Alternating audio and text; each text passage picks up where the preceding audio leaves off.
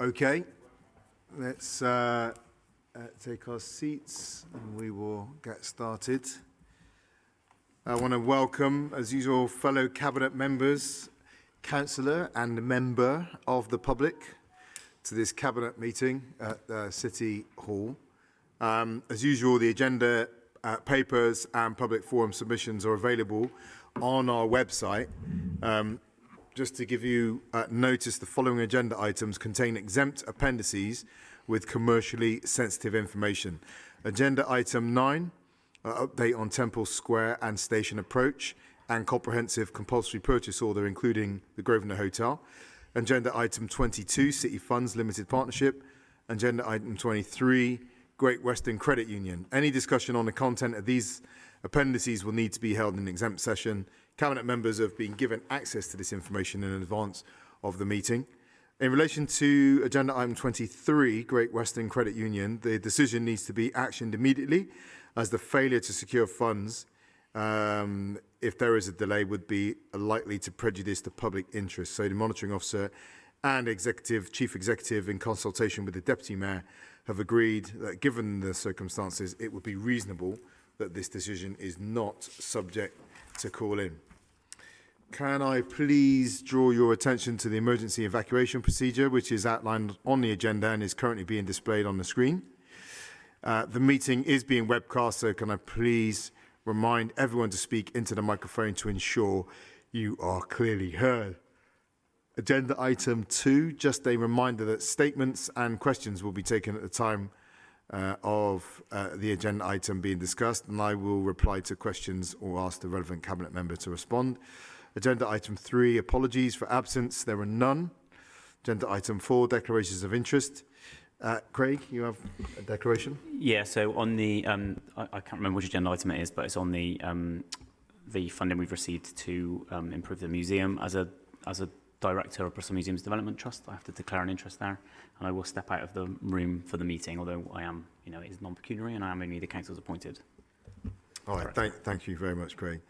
So agenda item 5, matters referred for consideration by scrutiny or full council. There are none on this occasion.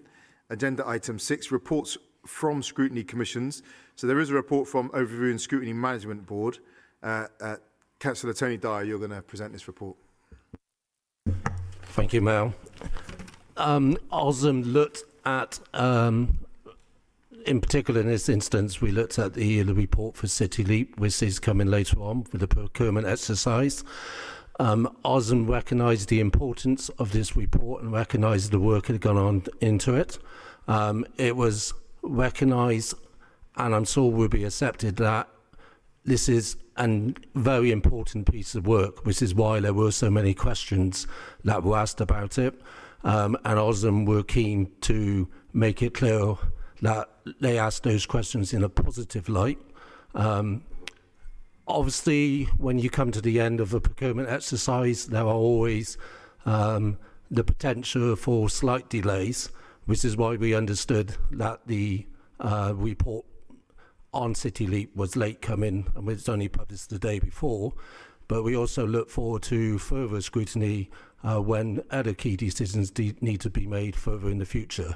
I think the main thing that also came out is that we recognised, as officers said in the meeting, that this is not the solution, it's part of the solution, but it's also a key and important part of it, not just because of what it does itself, but what also it may enable in the future. Thank you.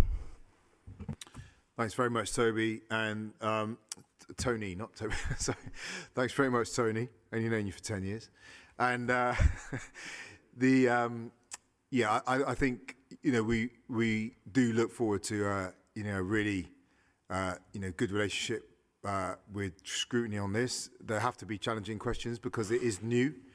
But there's a huge potential in it as well, as we make sure we get it right for the city, but also for lessons for other cities as well, both across the UK and around the world, looking at unlocking the financial doors to delivering scale at pace, delivering the change we need at the scale and pace we need to deliver it. So it'd be most welcome.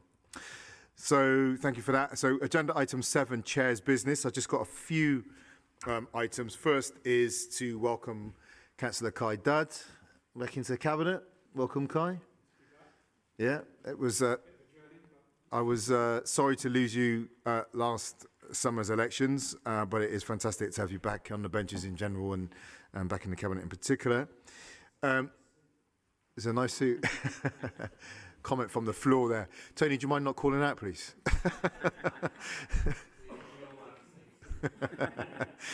All right. The safe Bristol suit. Yeah. So agenda item, from the second point I'll just share, we've just had the IPCC report, and there's just a couple of things I'll pick out from it. One is there was a line coming off the back of it where they were talking about countries not doing enough to deliver the scale of change at the pace it needs to be delivered. And my immediate reaction to that was, well, we've been pointing out in Bristol, across the core cities, plus London, and through various national and international city networks, that it is a challenge working through government structures. They do not seem to have the ability to get out the traps and deliver change. And we've seen some of that through COP. And actually, we need to start working through cities and city networks, because at the city level, we are much better able to respond, and we actually have to be committed to going beyond the declarations and the sign-ups to actually making real change in people's lives. So it was great to read this line, and I'll share with you that was in the report too. Urban areas can create opportunities to increase resource efficiency and significantly reduce greenhouse gas emissions through the systemic transition of infrastructure and urban form through low emission development pathways towards net zero emissions. Ambitious mitigation efforts for established, rapidly growing and emerging cities will encompass reducing or changing energy and material consumption, electrification, enhancing carbon uptake and storage. And that captures exactly what we've been trying to do through City Leap. It captures the work we've been trying to drive through the UK Cities Climate Investment Commission, and the work that C40 are leading on an international level as well. So we're in the right place. The only thing I would change in that line really is not that urban areas can, but the urban areas must be supported too. Related to this, we had a visit from Ed Miliband today. He started off by visiting the energy centre at Castle Park that we had Sadiq Khan at his very earliest stages, the largest water source heat pump in the UK. He was very excited about the scheme that was there. Again, seen it as an example, very excited about City Leap as well. And we were talking about the financial challenges to unlocking city potential, the city's contributions to decarbonisation. We talked about Rachel Reeves' commitment to spending £28 billion a year. That's £224 billion over 8 years on decarbonisation. And it was really pleasing actually to have the opportunity to talk about the nature of the relationship that needs to be had between national government and cities. And the point I made was, if a national government is serious about decarbonisation, one of the first meetings you'd have is with the UK core cities. You've got the leaders of 11 cities. You could get London there as well. You could get the metro mayors as well. But at least meet the city leaders and say, how can we work with you to write a plan that's a 5, 10, 15, 20, 25-year plan to rebuild your urban systems, but also to make sure that future urbanisation, by its very core, is decarbonised and supports the recovery, protection and the recovery of nature. And I'm confident that is a message that will go back to Shadow Cabinet. It has been a conversation and a practice that the current Shadow Cabinet have had, is having a much more proactive relationship with local government in general, cities in particular. So I think that was really positive. There is the potential for a very positive relationship between cities and national government, but we need national government to make space for that conversation to be had, because we are open doors. And just extending beyond that, just as an update, as of a week ago last Friday, or a week before last Friday, we had Core Cities Cabinet meeting, and at that meeting I was made chair of UK Core Cities. Nick Forbes, the outgoing chair, or the now former chair, leader of Newcastle, was a fantastic local government leader, not just working in Newcastle, but working at a national level as well on shadow cabinet, working with the LGA, and I've seen him in operating for us. So he's a huge loss to not just Newcastle Labour, but to the Labour Party nationally. But there will be more to come from Nick. And he had really been taking the core cities down the route of being not just a place where we come together and look at and respond to government policy, whereby we really begin to set an urban agenda for the UK and make sure that the UK government are coming to terms with the fact that there are these things called cities. They have huge potential. They have a distinct role within the UK, within their immediate geographical area, in the way they interact with each other, and with the national performance around economy, politics, climate change, at least. So our hope is that we will continue that work with core cities and make it a real, continue to make it a real strong voice for UK cities on the national landscape. So that's enough from me on that. So let's move on now to agenda item 8, which is the recommendations of the We Are Bristol History Commission. And I'm not going to say too much more after, but I'm just going to introduce the report by inviting Dr. Joanna Birch-Brown to share the findings of the report. Just to say, I know Tim is watching online now. Tim Cole, Professor Tim Cole, who was chairing the commission, is at home with COVID. So I want to thank you, Tim, for the work you've done on this. But I know you work together as a fantastic team, and really pleased to have both Dr. Joanna Birch-Brown here and Dr. Estella Tinknell. So over to you.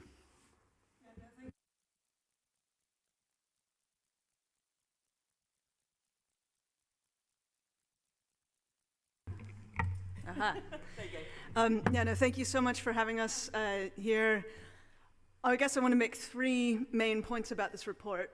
The first is the purpose of this report is to support you as elected officials to make a really evidence-based democratic decision about the topics of what should happen with the future of the Colston statue, what should happen with the plinth, and to understand more about how people feel about these issues across the city. We have had an amazing journey on the process of coming to produce this report. Does everybody have a copy? We brought copies. I don't know if anybody doesn't have one, maybe you can raise your hand. Fiona, maybe you could pass some out to people. So the process that we went through, we worked really closely with the Bristol Museums to create the display of the Colston statue. And we wanted that to be a really respectful display that gave people evidence, that gave people descriptive information about the Colston statue, why it was put up, why people took it down, and that gave them food for thought to try to understand the views of people on different sides of the city. And then we asked people, what do you want to have happen with the statue? What do you want for the future of the plinth? And how did you feel about the Colston statue coming down in the first place? We had 14,000 people respond to that survey, which is really a large number. And about half of those are from the Bristol area. What was really amazing is the level of agreement that was there in the responses. So this was not like too much of a self-selecting group, in that we made sure we had really good representation from each ward across Bristol. If you look, there's a map that shows you how many respondents there were from each ward. It was between 100 and 200 for most wards. We made sure that we had a lot of people from, a good representation from different demographic groups, from different class profiles for the neighborhoods. And really, it was a pretty representative sample. And from that sample, we have, 8 out of 10 people saying they want the statue in a museum in Bristol. That's a really, really clear message that people want the statue to be on display. They really, really, really want the chance to learn about this history and to reflect on it. So we've kind of looked at all these different findings that we came to, and have made recommendations on the basis of those. And the recommendations you can find in the report, they're very, very much tied to what people said they want. So we've recommended that the statue enter the museums and that it be on display there. So it shouldn't just sit in the collections, it needs to be in a display. And the display really needs to give people a chance to learn and reflect for themselves about this history. We've recommended that, we also asked people what they wanted for the future of the plinth, and it was less unanimous it wasn't unanimous about the statue, but it was pretty close. What people wanted for the future of the plinth was a little bit more complicated, but people, by and large, folks didn't mostly want a permanent statue. People mostly recognized that a permanent statue might speak to some people but not to others, and that ideas change over time. People really seemed to be more drawn to using that plinth in a way that is dynamic, that is kind of a many voices approach. So they like the idea of it being a speaker's corner, or a space where there's art installations that are there for a little while and then it's temporary. So the idea of having rotating art where different voices get heard, that seems to be really attractive to a lot of people. So we've made the recommendation that that should be how that plinth space is being used. A majority of people supported the idea of having a plaque added to the plinth that should explain quite simply and descriptively why the statue went up and why it came down. So we went ahead and hammered out some text that we're recommending for consideration for the plaque, which you can find on page 18 of that designed report. And we're happy to talk through any of those points. There are a few other things. I guess the first thing I wanted to say, this is really about a democratic process. In order for that to be fulfilled, we really need, it's over to now, there's a lot of detail that has to be hammered out, and we want to support what's happening here. We want to support you in figuring out exactly how that's all delivered. I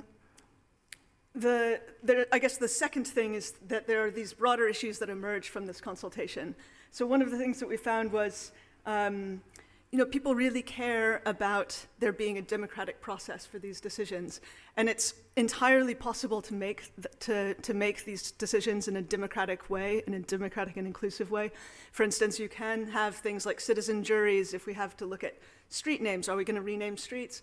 We can do things like hold a citizen jury, where you have a representative but random group of citizens come together and look at the issue together, hear arguments on different sides. And I think it's worth investing in those kinds of processes in order to have outcomes that really reflect what people want. And we see the need for a lot of interaction across age groups. We think there's a need for intergenerational dialogue. So when you look at the demographic stuff about people's attitudes toward the statue, ethnicity didn't make a big difference. Sex made some difference. Whether people were writing from less wealthy or more wealthy streets didn't seem to make a difference, but age really did. Age was the one factor where it was clear that people who are younger are a lot more likely to feel, or very likely to feel positive about the statue coming down. Folks who are older, less likely to feel positive about the statue coming down. So that shows there's a real need for intergenerational dialogue. And the final thing I'd just say is that you have to situate the statue within this larger project of holistically repairing the harmful legacies of slavery and colonialism. That has to be the bigger project. These conversations have leveraged a lot of attention and energy, and there's a chance now to make real material change off the back of that, and that's got to be the focus. And it has to start here in Bristol with making egalitarian decisions that are about taking the brakes off and putting funding into communities, and then it has to look globally as well. So really not letting the energy stop here, but working with Project Truth and the Legacy Steering Committee, and really getting behind and supporting the incredible grassroots efforts, and empowering people to make the changes that they know from the ground they want to see. Thank you so much. And again, just to say thank you to all members of the Commission for this. And this is just a first iteration. I love the way that the journey was framed at the beginning, wasn't it? That Colston is the departure point, it's not the destination, right? And it's one of the things that I think some people have not necessarily fully understood, or they haven't connected with it. In trying to kind of overcome Colston, as it were, they've just defined themselves in terms of not Colston, which in no sense elevates Colston again. But also the kind of questions that you framed for the city to be working through. What have we remembered? Where have we come from? What have we made? How have we lived? What have we believed? What have we fought over and fought for and fought over? What will we remember? These kind of questions are fantastic gateways, isn't it, into that question of who we are and how we've become what we are, for both individual and collective understanding, of who we are in the middle of all that. So, I really appreciate it. We did have questions, but the councillors aren't here who submitted the questions, so I'm sure we'll be able to get back to them on another occasion, and there'll be more conversation around this. Any cabinet members like to comment on this? And then I'd like to come back to Estelle, actually, who's one of the other commissioners. Ellie, then Tom. Thank you. The History Commission is obviously great for many reasons, but one that sticks out for me is how we decolonise museum spaces, and it helped with the Colston exhibition by encouraging them to look at slavery in a way that wasn't focusing on images of black enslaved people, which was a refreshing perspective and a welcome shift in power dynamics. And these observations, although I agree with them, aren't my own, but of a student studying her master's dissertation on museum exhibitions on black culture. And she argues that this is a really significant step towards forwards for museum exhibits on race. So thank you to the History Commission, and thank you to the Mayor for your leadership in this area. So huge thanks to all members of the Commission for the work you've done. I was studied history at uni and spent a year studying out in Richmond, Virginia, where they've had very similar discussions and have pulled down statues along Monument Avenue where all the Confederate generals were, and it's been interesting to see kind of how it's reverberated internationally in terms of the work that's been going on here. It's been really interesting to follow that, and long may those conversations continue, and the need to get really reckon with it in our history.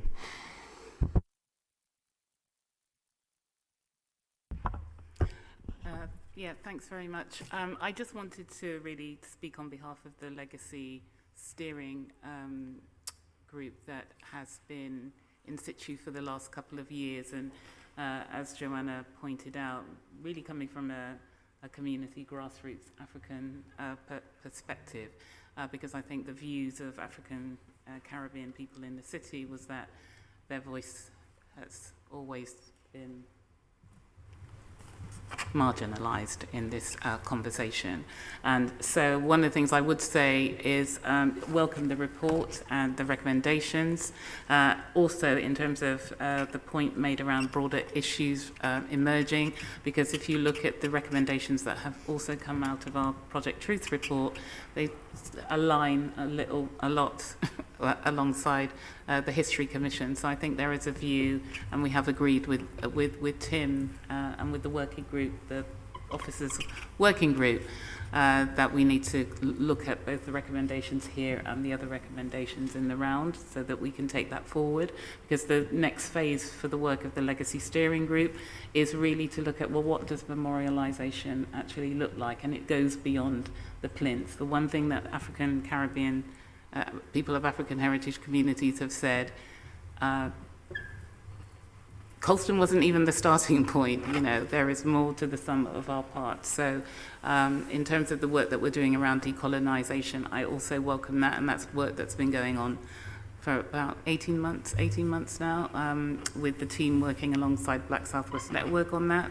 I think I'm not saying it closes a door on this, but it brings hopefully some conclusion to what needs to happen to the statue, but it's bigger than the sum of its parts, and there's a bigger piece of work that needs to be doing, and we will be continuing to discuss this with the wider city on actually how do we memorialise and celebrate not only the legacy of slavery, but also really of the positive contributions that people of African heritage and other communities have made here in this city.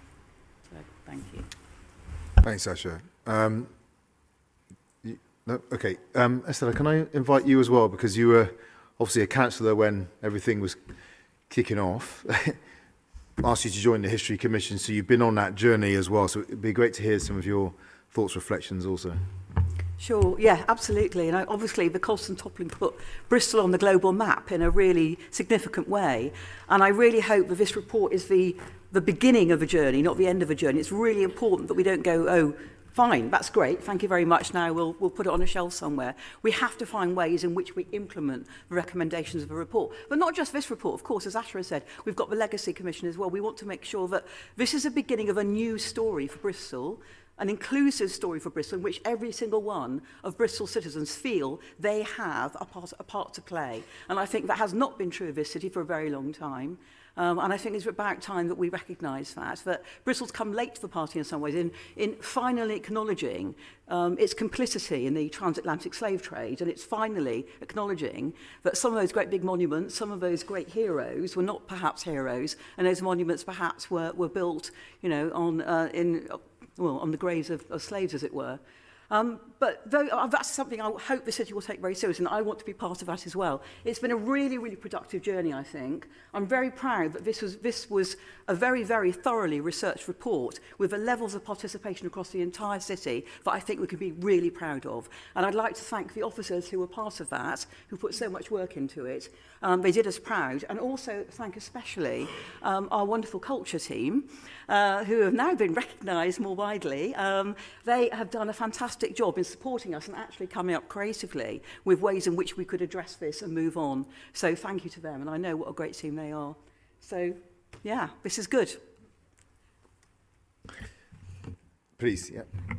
Just to come back in, I wanted to say if we have been doing some other work. So one of the other big projects that we've been working on is bridging histories. And it would be great for you guys to get your constituencies involved and to know about this. So we're inviting people all across the city to join in 6 activities and share what they make with us. And we're putting it up into a gallery. People are doing workshops. We have 15 amazing, really amazing Bridging Histories ambassadors who are each getting £500 to do workshops and events, getting people involved in these activities. So it's writing a poem that's about on the theme of I am from. It's sharing a recipe and a story to go with it, sharing street history, family history, being a monument detective and being a change maker. And so there's this arc, you know, from personal exploration through looking into the history and then making the changes that we want to see.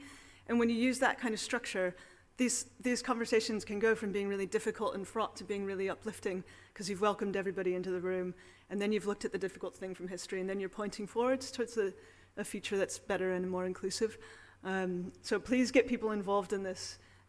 It can become, you know, really citywide and become a big cultural thing then, and actually we're doing it in conjunction with the London Mayor's culture team, and there are a number of other cities who are interested in getting involved now, and so it can really be something that we can be proud of, I think.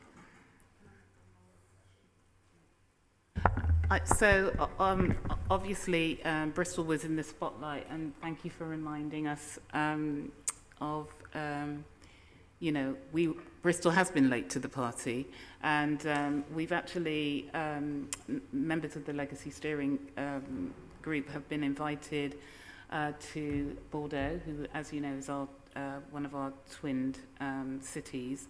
They are celebrating, but Bordeaux Slavery Memory Week is happening from the 10th to the 23rd of May.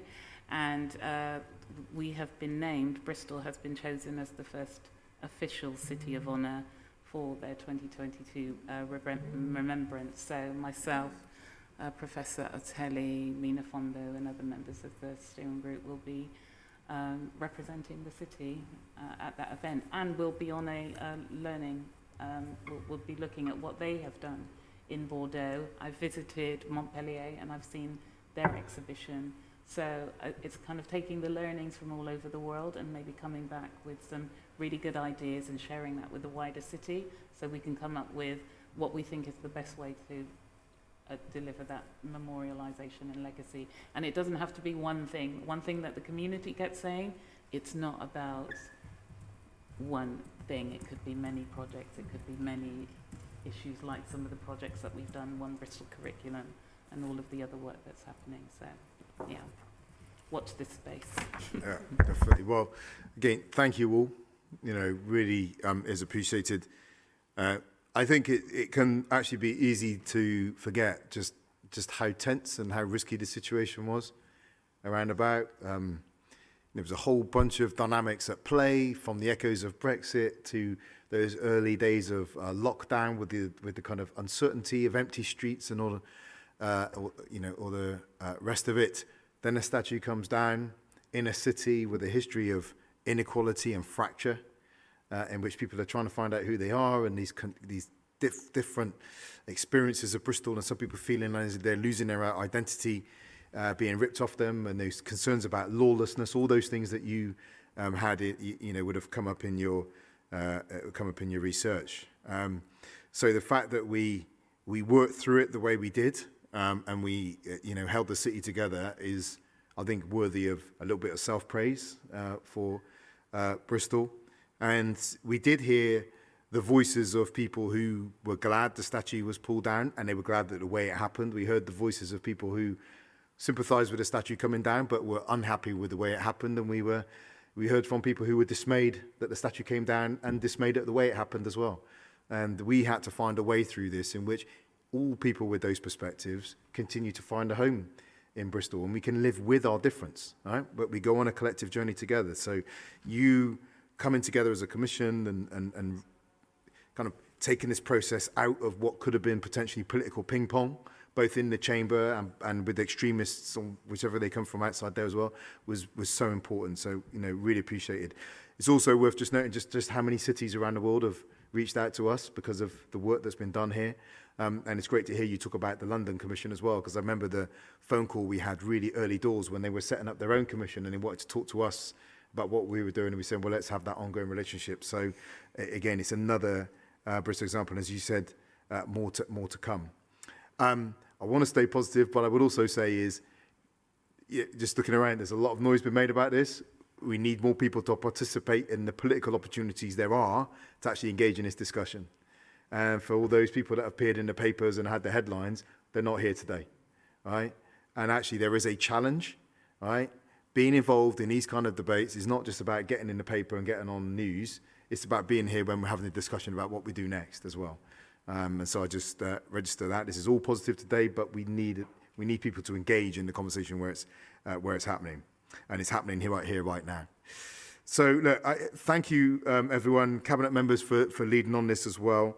This is not a key decision, but Cabinet does note the recommendations that set out in the report, which will now be displayed on the screen.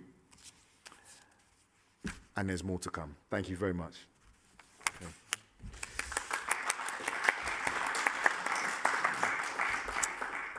Okay, you're perfectly free to sit for the remaining 10 items on the...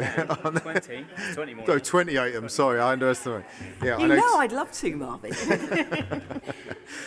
Okay, let's go on to agenda item 9, update on Temple Square and station approach and comprehensive compulsory purchase order, including Grosvenor Hotel. Craig, you're bringing this paper. Yeah, thanks, Marvin. So this paper updates Cabinet on the progress towards a joint development and land agreement for the Temple Square site, including the Georgian Railway Hotel, the purchase of station approach and acquisition of land at Temple Square, which includes the former Grosvenor Hotel. This project sits within our wider aspirations for Temple Quarter. It provides new office and business space, delivers new jobs and brings about long overdue regeneration of a key gateway to our city. This eyesore is a frustration for many people in Bristol, and many people want to get it resolved. But of course, we have to do it in the legal and proper way. The first phase of this project is the development of the Georgian Railway building. Our proposal is to dispose of this long derelict site and the adjoining car park to Skanska and Railpen for redevelopment. We will then lease the property from them on a long-term basis and arrange for the space to be leased at commercial rent. In addition to this regeneration, we'll be creating a new high-quality area of public realm called Temple Square Plaza between 100 Temple Street, the Georgian Railway and Temple Gate 2. The paper therefore asks Cabinet to finalise the compulsory purchase orders and agree a capital budget for the regeneration of the area, draw down and spend 4 million EDF grant funding from the West of England Combined Authority for the Georgian Railway project, finalise the joint development and land agreements with Skanska UK and Railpen, and work with Homes England and WECA to explore, secure, draw down and spend funding for the acquisition of station approach and make arrangements for the future governance and use of the site. Thank you very much, Craig. So we've received 2 public forum statements in this report. The statement is from Dave Redgewell, representing Rail Future Sevenside. Thank you. Dave, you've got a minute on that? Yeah, I'll be very quick. Just say that the issue is that we wish to support this is obviously the Georgian Railway Hotel, which was going to be turned into a second engine shed 2, but it's been delayed and the building's getting more and more dilapidated, so we really do want to get on with that. You've got a financier here who has got money. It's the Railway Pension Fund, actually, that's who it is. I've got an interest in that myself, I must be honest. We need to get this done. We've actually got money and finance. So really, and it is an eyesore, and we just need to make progress. There's issues about the future of the Grosvenor Hotel, but that will play out in planning. But we really must make progress on this. It is one of the most derelict eyesores in the southwest, and it's a gateway to the city and the city region, and it is about Temple Meads. So we really do need to get on with this, with the West of England Mayor, and make some fruition towards getting the site redeveloped. It is absolutely an eyesore. Thank you. Thank you, Dave. You were well under your minute, by the way, just so you know, you had a bit more time. But thank you for that, and we agree about getting the finance and the capacity and driving it through with the political will we have. So the second statement is from CAMRA, which I'm guessing I can't see. That's CAMRA, is not here this evening. So we don't have anything else. Any cabinet members wish to comment on this item? Yeah, Nicola? I just really welcome this paper. I'm so glad after all these years that we've been campaigning and working on the Temple Meads and Temple Quarter regeneration. And the one that stays with me is when people come to Bristol and they want to walk into the city and you say, oh, you need to go down the Brunel Mile, and then you point to what is just a horror show beyond the station. So it's nice when you get to Queen Square, and that's always the comment. And I think for me, when I just really look forward to the day when we can stand at the station and say, you just go down the Brunel Mile and it's just right there. And, you know, it could just be this beautiful boulevard that connects to the city and just makes total sense. You know, we deserve better in Bristol, and it's been a long time coming, so I'm just really chuffed that this is the next step in that process. Yeah, Asha? Yeah, a long time coming for somebody who is a Bristolian, and many of you may remember that the flyover, and I thought when the flyover came down, wow, things were going to happen. 30, 40 years later, it's still there. So I'm really excited about what's to come, because I can see the potential, you know, the work that the regeneration of that area it's really looking great. And yeah, that's an eyesore that has been a pain in Bristol's, you know, a pain for Bristol for a very long time. So let's do this. Let's get it done. That flyover was one of the most exciting things I did when I first got my driver's license back in the day. Not saying we should have it, but there you go. It's great news. It's great news, and we need to. It's the completing that picture in there, isn't it? That the whole of the whole Temple Quarter area, getting our train station redeveloped. You know, winning that one would be fantastically significant for Bristol.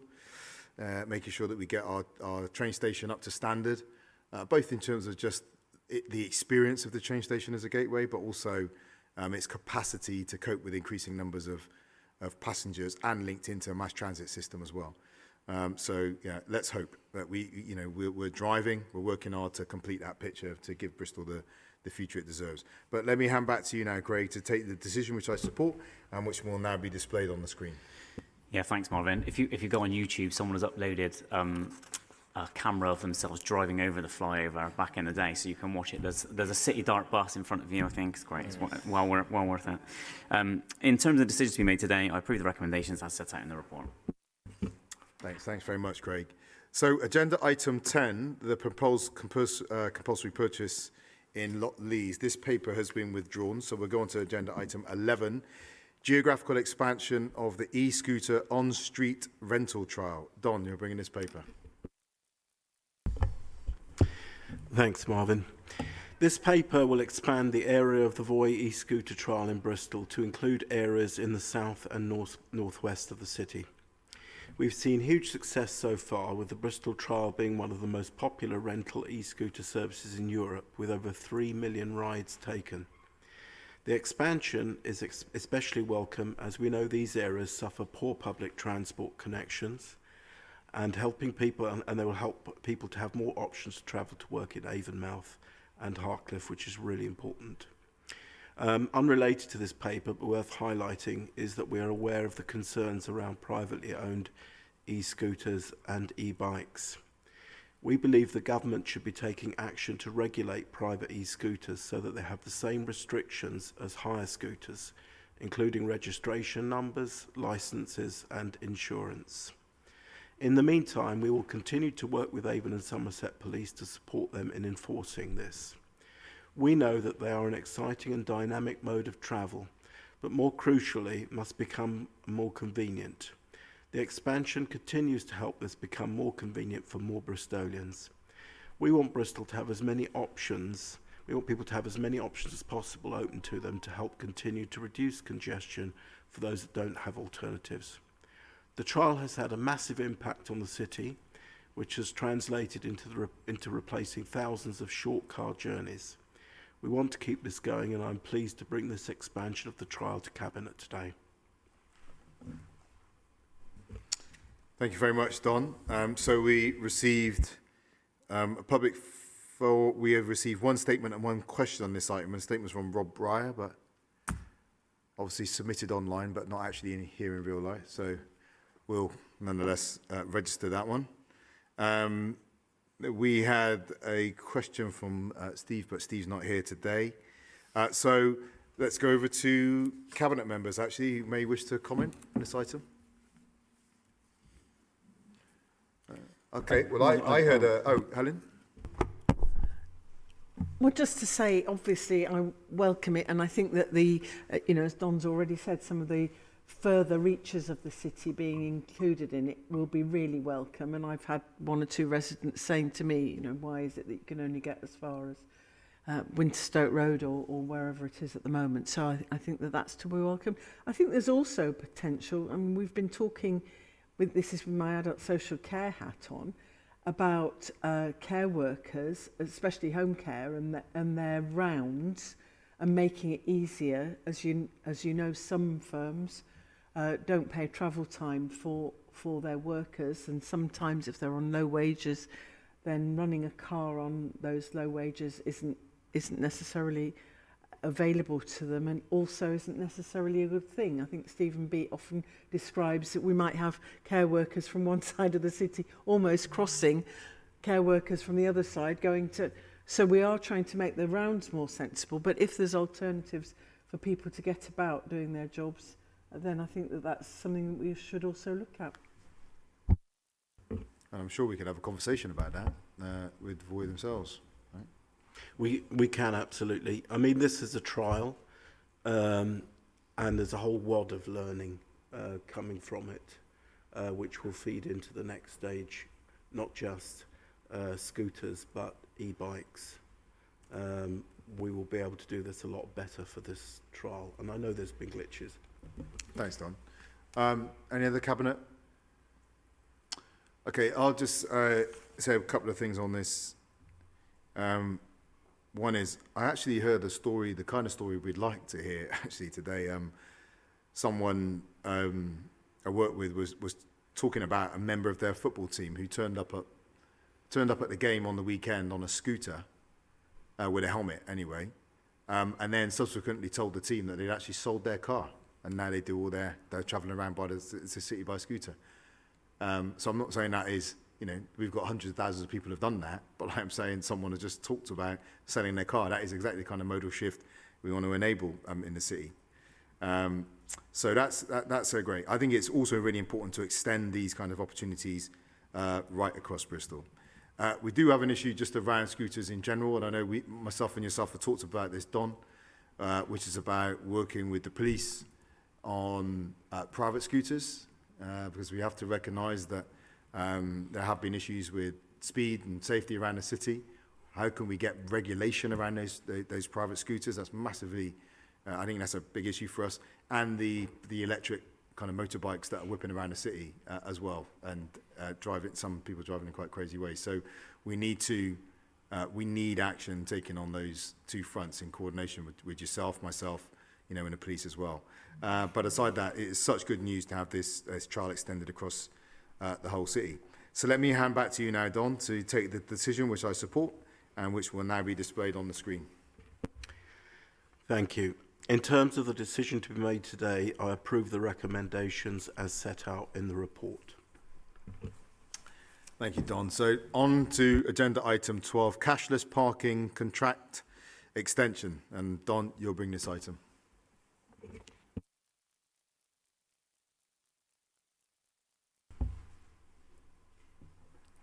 Thanks, Marvin.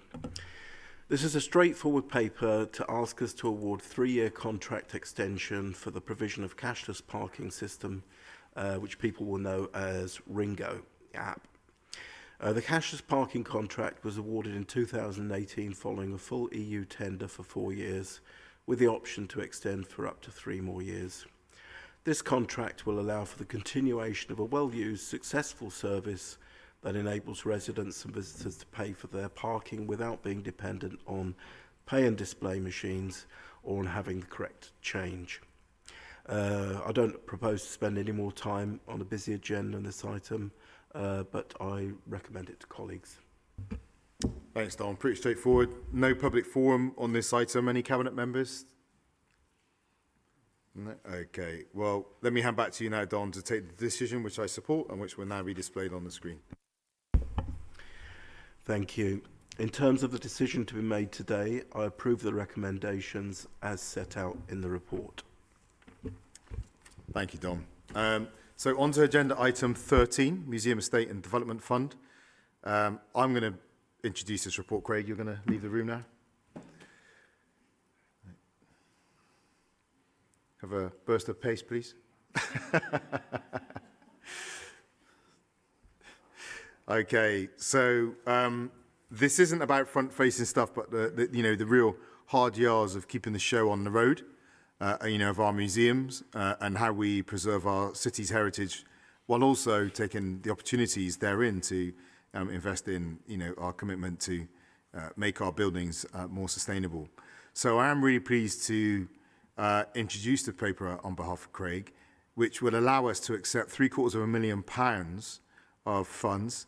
And this comes from the Department for Culture, Media and Sport and our key cultural partner, Bristol Museums Development Trust, which is the independent charity which supports the work of Bristol's museums and archives. And BMDT have generously agreed to match fund 10% of the sum awarded by DCMS, for which we are grateful. So the Museum Estate and Development Fund, which is known as MEND, is one of the 3 streams in a £42 million cultural investment fund package, which is intended to support the long-term recovery of the arts, heritage and creative industry sectors. So Arts Council England in the South West will administer this fund, which will see us continuing our strong working relationship with them. And this fund will allow us to tackle infrastructure and urgent maintenance at Bristol Museum and Art Gallery. And this will let us continue to improve our environmental sustainability and preserve our collections for the future. So, for example, restoring the roof will mean staff can be located back there, which means we can share a building, share heat, be more efficient in our energy use across our staff. So by protecting the fabric and longevity of the structure, it will allow the museum to continue to act as a community and civic focal point for the city. So I want to share thanks to so many of those people involved, particularly the team for pulling a successful bid in a competitive contest, and they did it at short notice, as so many of these government announcements are. And along with that, actually, Craig and I wanted to acknowledge the departure of the head of culture and creative industries, John Finch, who's leaving us this week after 3.5 years. He's taken up the role in Barnsley, and we wish him all the well and thank him for his work. And again, he leaves us on such a positive point. He was here and came in as we were at the height of Channel 4's transition to Bristol and that whole process, and he's leaving on another high. So, and he led us through Colston as well. So huge thanks to you, John. So we've received a question on this, but the monitoring officer has ruled it does not relate to the paper and has so been removed from the agenda. Absent of that, there is no public forum. Any Cabinet members wish to comment on this item? Okay, so I'm going to take the decision, which will now be displayed on the screen. I approve the recommendations as set out in the report. Okay, on to agenda item 14. Craig can come back in now. And this is the Rough Sleeping Initiative Services 2022-25. Tom, you're bringing this paper. Thank you. So following extensive lobbying and the work we've been part of through the Kerslake Commission on Homelessness and Rough Sleeping, the government has listened and announced its intention to provide an additional 3 years of funding to local authorities through the Department for Levelling Up Homes and Communities to fulfil the aims to end rough sleeping by the end of the current Parliament. Nationally, this means £2 billion has been secured to tackle homelessness and rough sleeping over the next 3 years. We've been working with government advisors to co-produce a 3-year funding bid that was submitted in February, and we've been advised that the level of funding awarded to Bristol won't be confirmed till after April. Assurances have been given, though, that there'll be a minimum level of provision for the first 3 months of the current sort of financial year we're moving into, but it is only equal to about 75% of our kind of rough sleep initiative for funded costs per quarter. So we are covering that shortfall through additional contingency funding to ensure that there's no loss in service for those individuals currently accessing support.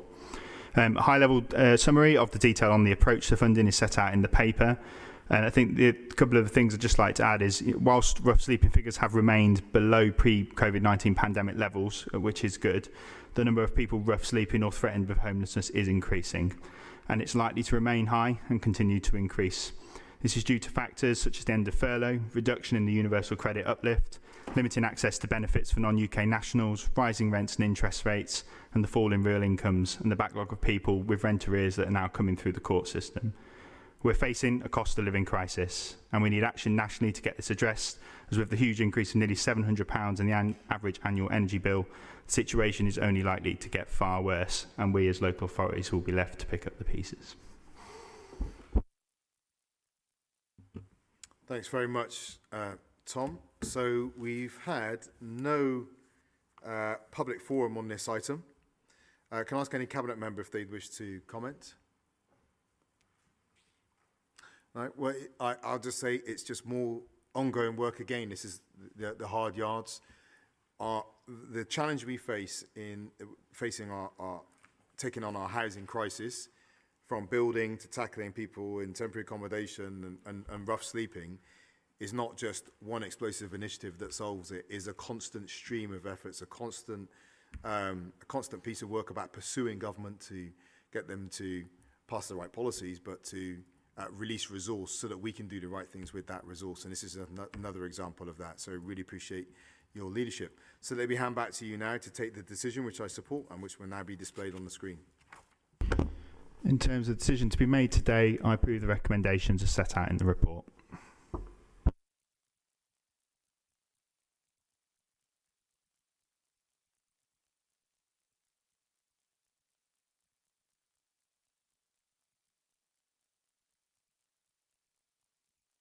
Grant funding. Tom, this with you again.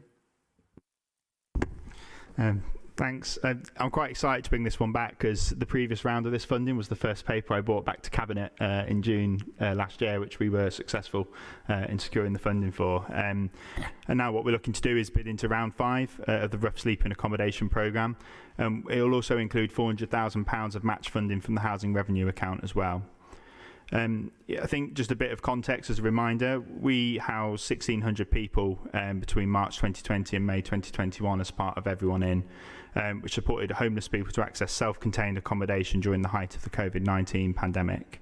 It led to a reduction in rough sleeping, and as I highlighted in the previous paper, numbers are on the increase, and at our most recent annual rough sleeping count, 68 individuals were identified as sleeping rough. What is now called the Department for Levelling Up Homes and Communities launched what was then known as the Next Steps Accommodation Programme, and what has now been renamed the Rough Sleeping Accommodation Programme, to support rough sleepers into long-term accommodation.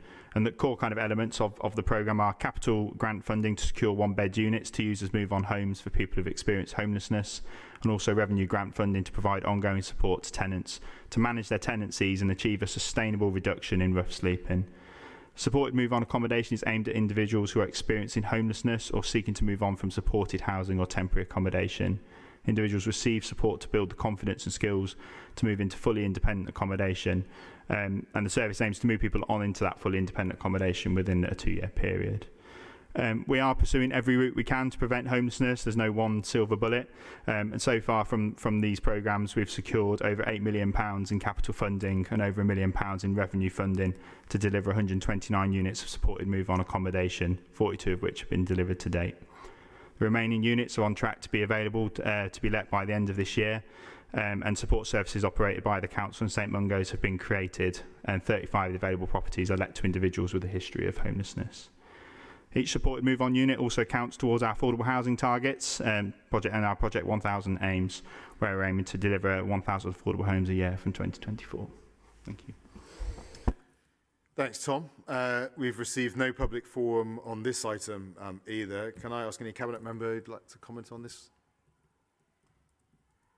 I think same as before, really. It's the hard yards, isn't it? It's the constant effort and the constant work we have to put in as a local authority to just try to, in some sense, hold back the tide, but not just to prevent crisis, but to give people hope as well, so we can build life in the future. So let me hand back to you now, Tom, to take the decision which I support and which will be displayed on the screen. In terms of the decision to be made today, I approve the recommendations as set out in the report. Okay, you're up again now, Tom. Agenda item 16, funding for housing enabling infrastructure in Filwood. Thank you. So this paper focuses on Filwood Broadway and some funding to ensure that we're also thinking about how we're supporting communities and infrastructure as well as the homes that are going to be built in the area. A long time ago in 2012, Cabinet approved a Filwood Broadway enhancement paper which endorsed the Filwood Broadway development framework, and it authorised the ring fencing of capital receipts from land disposals to ensure that the framework could be implemented and think about the things that I've mentioned. So there was also another paper looking at the Knoll West regeneration framework as well, and currently that's created a pot of £705,000 and is known as the Filwood Green Capital Receipt. So today the paper that's being brought for Cabinet approval is to approve the use of those funds and just set the broad outline for what we want to use them for. There is significant local concern around facilities and the loss of multi-use games areas, MUGAs, in the area. And so what this paper does is shows us that we are listening to local communities and ensuring that we're bringing forward replacement options. And we've identified a couple of sites where MUGA will be going, and we're currently in final negotiations.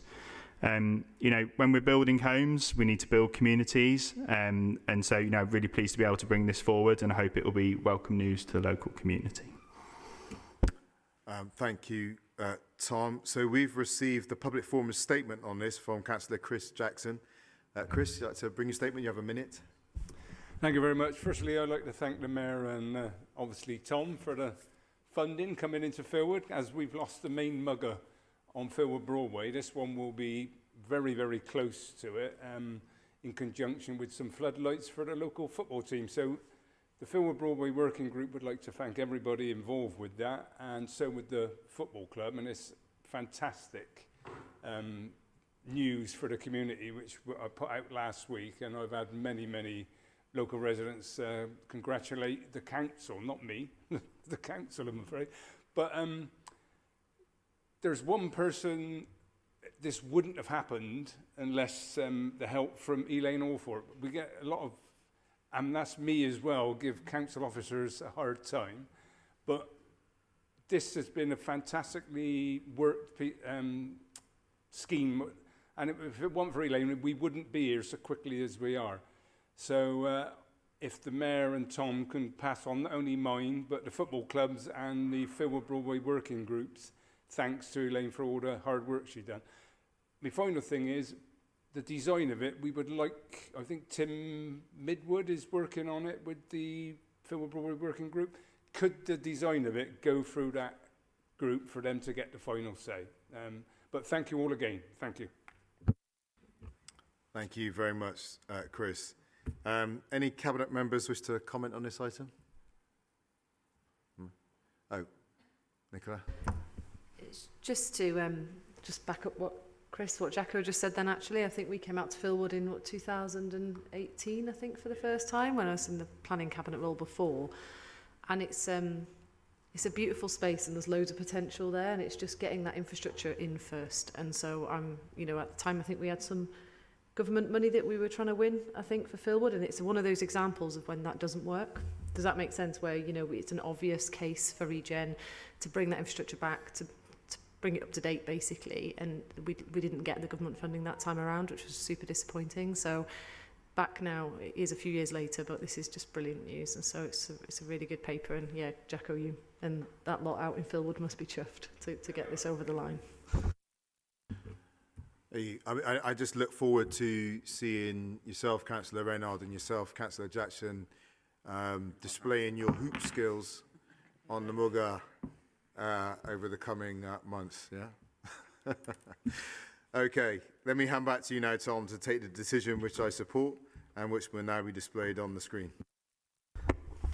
Thanks, Marvin. I think, and just to respond, you know, we will work with the local community on the design of the Muga, as well as the sort of public realm improvements, and make sure we hear from young people as well as we design it. So, in terms of decision to be made today, I approve the recommendations as set out in the report. Thank you very much, Tom. So, Don, we're back to you now for agenda item 17, the tender and implementation of the LED CMS street lighting contract. Thank you, and a particularly exciting paper bringing before you here. Wait, it is good. This is an exciting project that uses smart city technology, which will make sure our street lighting network is responsive, reliable and fit for purpose for years to come. This paper proposes making an upfront investment to speed up our switch over to LED street lighting, replacing 29,000 old street lights with the latest LED lanterns. There are multiple benefits. LED have a longer lifespan and need less energy to power them. That means you don't have to change them so often and go around in the trucks polluting the place, changing them. The lighting will save us around 1.8 million a year in energy and maintenance costs. And we will also save almost 13,000 tonnes of carbon dioxide within 10 years. It also means we will have a management system that will control the street lighting network remotely. So it could be used to dim lights in certain areas or illuminate others more brightly for events or whatever of a particular incident, and all that can be done from an office. We want to get on with the programme and appoint contractors and start in November 22 and deliver this over 3 years. Thank you, Don. So we have two questions. First from Mark Ashdown, but he's not here. So we have a second question from Councillor Tim Rippington. Tim? Yeah, thanks, Marvin. I just want to say that I think I could have asked a question about almost anything on this agenda, because there are so many important items here, and you know, I want to say thanks for all the work that everybody's putting in to deliver so much stuff. It's incredible, and I've ended up asking a question on the most exciting item on the agenda. Well, the next one's more exciting, actually, but this is good. Yeah, but I did want to make that point because you know, I could have asked about almost anything on here, and it's a bit of a shame that there haven't been more questions, to be honest. But so, Don, I welcome this policy as yet another example of how we as a city are seeking to reduce carbon emissions by reducing energy consumption, while at the same time upgrading our ancient infrastructure. And I know, because I've had quite a few complaints from local residents about our streetlights being out for long periods of time, and you know, we know why that is. The energy saved here will help to power other things, such as electric vehicles, as we move away from burning fossil fuels. As we're discussing upgrading street lamps, I'm wondering if the council has been in contact with the government or private organisations about the possibility of installing electric vehicle charging points in street lamps. Yes, we have, and actually private organisations do get in contact with us as well with various offers. We have recently secured an on-street residential charge point scheme grant from the Office for Zero Emission Vehicles. meaning that 150 on-street chargers will be installed at various locations this year and next. There are challenges with lampposts. One thing is the amount of power available in the street from the district network operator. That's Western Power Distribution. Sometimes you can't just keep loading up the streets wiring. There are also these circuits that go to the particular the lampposts, which are actually designed for going to lampposts. So the fact that you're putting LED on there means you've got less draw on the power from the lanterns. So that actually means that there's more capacity in there for doing other things with the lighting circuits. And there is a technical issue also with the particular lampposts. As you know, we've got kind of heritage ones that are cast iron, and we've got other kinds, different models, which need looking at. But yes, we're very committed to this, and we're actually leading the work in the west of England on this, and expect news over the coming months. Do you have a supplementary, Tim? Yeah, I just was going to ask, going back to the street lamps themselves, I think you mentioned this actually in the report, but poorly lit areas raise significant concerns around safety, especially women's safety. So are the new lights going to be brighter in some areas, and you're going to be able to control where you have brighter lighting and where you don't need such bright lighting and can keep it dimmer? Is that how it works? Yeah, this is a point I welcome you raising, is the relationship between this and women's safety, and also people with other disabilities, especially visual ones. It does mean that we can alter the brightness of the lights and the colours of the lights from an office in particular areas. So if there are particular areas where we feel there is a need in terms of women's safety, then we can just turn it up from our operations centre in that particular area, as opposed to taking a truck down there with a ladder, which would take quite a while to do. So I think it's a big step forward for women's safety, and I look forward to seeing the first ones going in and actually exploring the kind of possibilities of it for that. And also wildlife was mentioned in Mark Ashdown's comment. Yes, we can dim it if wildlife is threatened by over too much light or light pollution in general, or events or particular security incidents. We can also just switch it off when we need to. So loads of possibilities, actually. Thank you. Thanks very much, Tim. Thanks, Tim. Yeah. Okay. Any other cabinet members? Kai and Helen. Yeah, thanks. I've come in on this. Obviously, another one that's a sort of bread and butter issue, isn't it? Making sure the street lighting's on and as efficient as possible. And I mean, the report was clear about it's an upfront investment.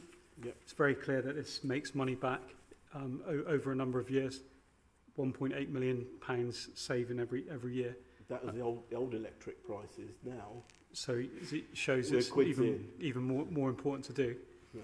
I think the team in the past have always been very good, gradually changing the lights over a number. It's almost like the Forth Bridge sort of approach they had. Like once they got round to changing them, it was time to start again. So this is almost a step change. But I think the management system is a game changer. As you say, we've never had that ability before to dim lights in certain areas or increase the lighting in others. So I think that's a real game changer. So thanks to the team for the work they've done on that, and yourself. Thanks, Colin. Helen and then Nicola. Obviously, this is ticks loads of boxes, doesn't it? And it's a really good project. With my Women's Safe City hat on, there's a summit coming up that the Chief Constable has organised for the whole of the Avon and Somerset Police Force area. And we've been feeding into that about creating women's safe places. I'm really pleased about what you said about the responsiveness of it, and Kai picked that issue up, because we did see a project that I think it was Hackney Council had run, where they'd had an interactive map on their website where women could particularly say about spaces that they felt felt particularly unsafe. And the initial response was that we might not be able to do something like that, but perhaps something like that now, and get the views of residents, picks up on actually what was said about the participative nature of democratic decisions, about where could be better lit, where the lights could be dimmer and so on. But it sounds as if it's a really good initiative. Sounds like that would be a really important conversation to be had, actually, right from the off. Nicola? Thanks, Marvin. I mean, it's just grown on what Kai was talking about, and I think in the last sort of 10 months when we've been working together, Marvin, on what would it take to get Bristol City Council to our climate target of 2025, boiled down to 6 things, and one of them is this submission today. And so it's the first example that we ran through the hopper, didn't we, when we brought together the Climate and Ecological Board that Craig and I, Craig's still chairing. And it was one of those questions about, well, how do we do it slow or do we do it fast, and what the payback period looks like. And it brings economics and climate together. And I think it is easy to overlook this paper. But actually, when you started to look at the payback periods, the cost of energy rises, I've just talked about the climate emergency, the 2025 target, it's an absolute no-brainer to crack on and get the job done. And so, as I say, I'm really pleased it's here. It's a good test of our own internal structures in terms of making sure that we make the right decisions for the city, and we don't overlook these, what could be seen as quite sort of straightforward jobs to just get the team out on the ground. Actually, no, it makes a massive difference to the bottom line, both economically and from a sustainability perspective. So it's a good day. Thank you. Thanks. Thank you all. And thanks for your work on this, Don. So let me hand back to you now to take the decision which I support and which will now be displayed on the screen. In terms of the decision to be made today, I approve the recommendations as set out in the report. Okay, Don, we're with you again for agenda item 18, City Region Sustainable Transport Settlement, funding 2022-26. Thank you. Well, if you thought nothing could be more exciting than the last one, you were wrong.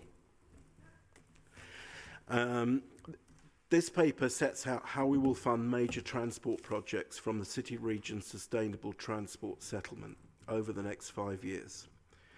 More than £229 million is set to be invested in Bristol's transport network.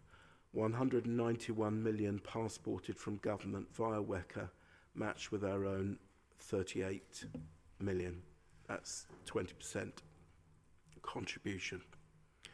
This will be invested in a series of major projects, including improving public transport corridors into Bristol, improving the Long Ashton Metro bus route, improving the Bristol to Hengrove Metro bus line, making railway stations more accessible, delivering 2 livable neighbourhood pilot schemes. Funding will also go towards maintaining Bristol's highways and transport infrastructure, other road safety schemes and flood prevention measures. This funding will allow us to invest in our transport infrastructure and bring about real change in the way we travel across Bristol and the city region. It is a huge boost and will help us transform our public transport and build the infrastructure needed to encourage more people to walk and cycle and take public transport and reach our net zero by 2030 goal. We have an opportunity to really tackle some of our biggest issues, such as congestion and air pollution, whilst increasing connectivity across the city and region. This is vital if we want to sustainably grow and prosper. Thank you very much, Don. It's the way you tell them. That's what... Tell when I'm excited. Okay, we've received 1 statement and 3 public forum questions on this item. So the statements from Dave Redwell, representing, this time, South West Transport Network.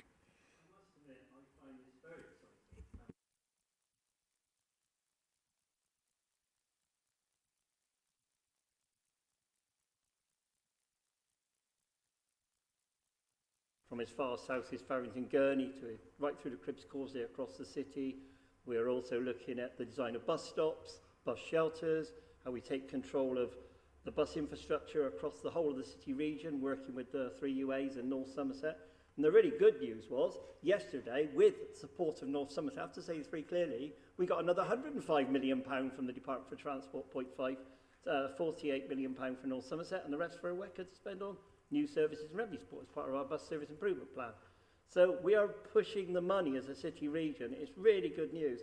The one issue we're discussing with WECA officers this afternoon is how we tie this down, Marvin, in an enhanced quality partnership with First Group and Stagecoach, so that the frequencies on these corridors we're going to spend a lot of money on are held to account. We hold First Group's feet to the fire in Stagecoach, so they cannot run 40-minute frequencies where we're expecting 10 on something like the number 2 to A across the city, or an hourly on the Wales into Bristol.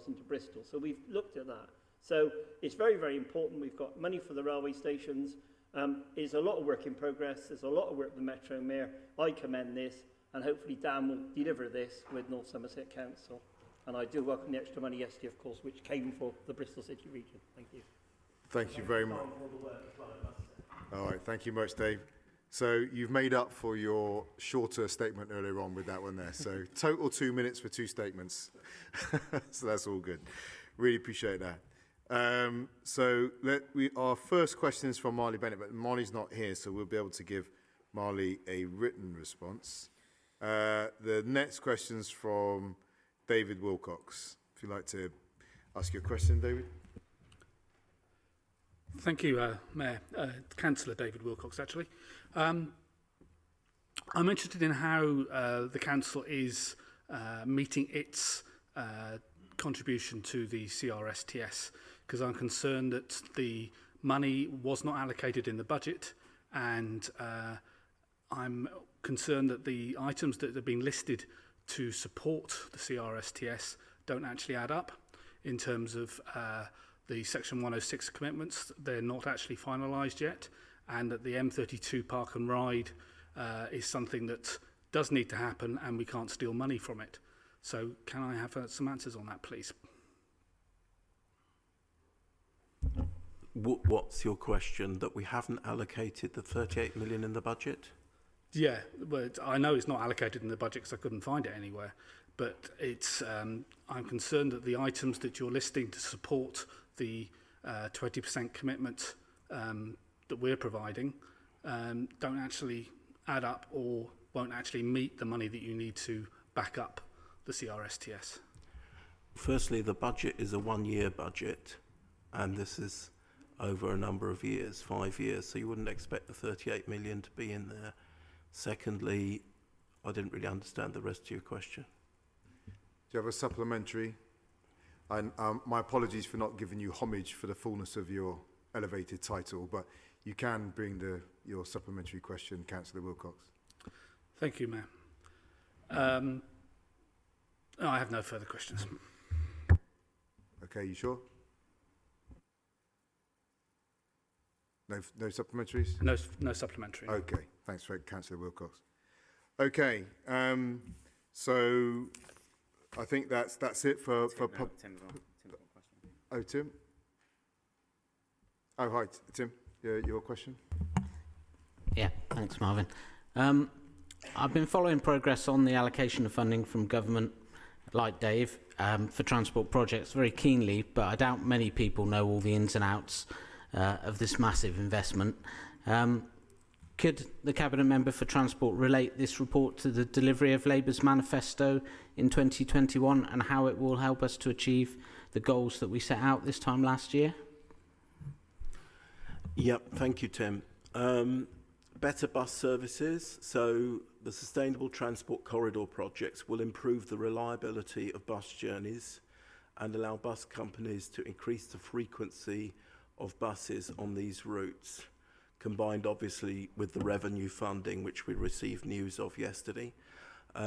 We cannot just apply revenue funding to support bus services that are fundamentally not viable. We want to use that revenue funding from the BSIP, which is a considerable amount of money for Bristol. It's £19 million per year towards keeping bus services going. But we want to take that opportunity to actually improve our infrastructure and not just buy our way out of a hole for a few years. And that's what our intention is to do. So we've got very ambitious plans for our strategic corridors, and you'll have seen some of them already. Better buses, metro bus. This includes improvements and extensions to the metro bus service in the Hengrove and Long Ashton areas. Park and ride sites. So the M32 Sustainable Transport Corridor and Transport Hub project will develop a new park and ride along the M32, opening up all kinds of possibilities for through bus services through the centre and out onto the M32, and links into that from the areas around there. Safer neighbourhoods, so this funding includes allocations to fund the school streets and road safety projects to help make streets safer and give people the confidence to walk, scoot and cycle. Those are very popular. And livable neighbourhoods, this funds 2 pilot livable neighbourhoods. There's 12 million for livable neighbourhoods. The first planned one is underway now in the St George area. It's going really well as far as I can see so far, proving very popular. And that will further improve the safety of streets for pedestrians and the attractiveness of streets, and also the cleanliness of the air in residential streets in the area. I'm happy to talk about any of those in more depth. Yeah. Please go ahead with your supplementary. Yeah. Thanks, Don. I think what I'm really keen to ask you is, obviously we've had over a decade of cuts to local authorities and our ability to deliver things, and then suddenly we've got this huge pot of money in 5 years to deliver it. How confident are we that we're going to be able to scale up to deliver on all of this spending for these vital projects? That is a challenge, Tim, but I have to say it's also a challenge that we foresaw when we applied for this money. So it's not just about us as an organisation, it's also about the market, because you know there are only so many people that do bus shelters or who do some particular kind of things, and the market is quite limited, and the skills sometimes are lacking in this country, not just in this area of the country. And also working with WECA, we need to have very clear governance for our projects, and also internally, I'll be honest about Bristol City Council, there is a need for us. Now we're dealing with these large sums of money and projects which are being watched closely by the Department for Transport to ensure that they generate the outcomes that the Department for Transport wants. We have to make sure that these projects are run very tightly from now on, and that's something we have recognised from the very beginning, and it's something many emails are going between us to make sure that we get this right. And we haven't always in the past, but we will from now on, because I've got quite a focus on it, believe you me. Thanks, Don. Can I offer this? We have no more public forum. Any Cabinet members wish to comment on this item? No, I'll just actually pick up on the point you made there, Tim. This challenge of our capacity is one of the points we make to government repeatedly, that the austerity we've been through over the years is not just about the things that people campaign about, parks, toilets, libraries, those frontline facing. It's the pressure on our backroom capacity, the lawyers, the planners, the accountants who actually keep the cogs of the city lubricated and allow us to get the spending done and the big ticket items done. And I think it's, although we've repeatedly made that point, it's one of the things that I think certainly government haven't always appreciated, even though we've put it out to a number of times.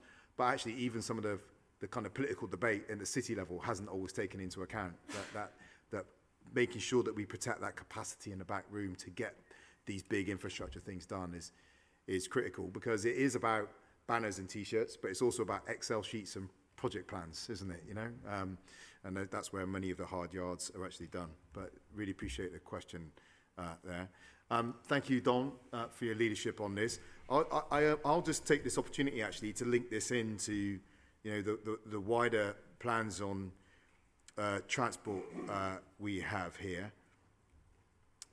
in how we want to connect this in to our bigger vision to deliver a mass transit system for the city as well. And just to say, there has been some political gaming, some political naysaying about mass transit, but look, it's a very straightforward process, and I'm sure you'll be very well aware of this, David. You put the best on the table. You clearly set out what the best is, and the best for Bristol as a city with the greater Bristol area, with near 1.2 million and rising people, will be predictable, segregated, decarbonised transport offering that gets people around the city, connects them to each other, connects them to opportunity, and supports us economically, economic inclusion, culture, decarbonises the way we move around. You look at the possible ways of delivering that solution for the city, then, having put all those solutions on the table, you begin to work through a process. And that process will test a whole bunch of questions around those solutions that you're putting forward, underground, overground, whatever they are. It will look at routes, it will look at the technology that's available, it will look at the costs and the kind of technical ability to go overground, underground. It will look for the scale of investment that's needed, the return on that investment that will be needed. It will look at passenger numbers, a whole range of criteria. And as you go through this process, it will show up some of the solutions as viable and some less viable. And it will begin to knock them out. So you begin to hone in on those options that are possible, with a yes or no. Now, if you get to the end of that process and it says no options are possible, then you found out no options were possible. But actually, until you have gone through that process and found out that there are no options are possible, then all options, until they're ruled out, are possible. And so it's a perfectly reasonable approach to say, what's the best for Bristol? Let's test all those solutions until they can't be tested anymore and find out what's left on the table. And that's the process we're going through. And it's so disheartening at the last full council to sit in the chamber with people just saying it can't be done before we've even tested whether it can be done or not. It's so lacking in ambition for the city. And so this is the process we need to go through. And, we're constantly working on this.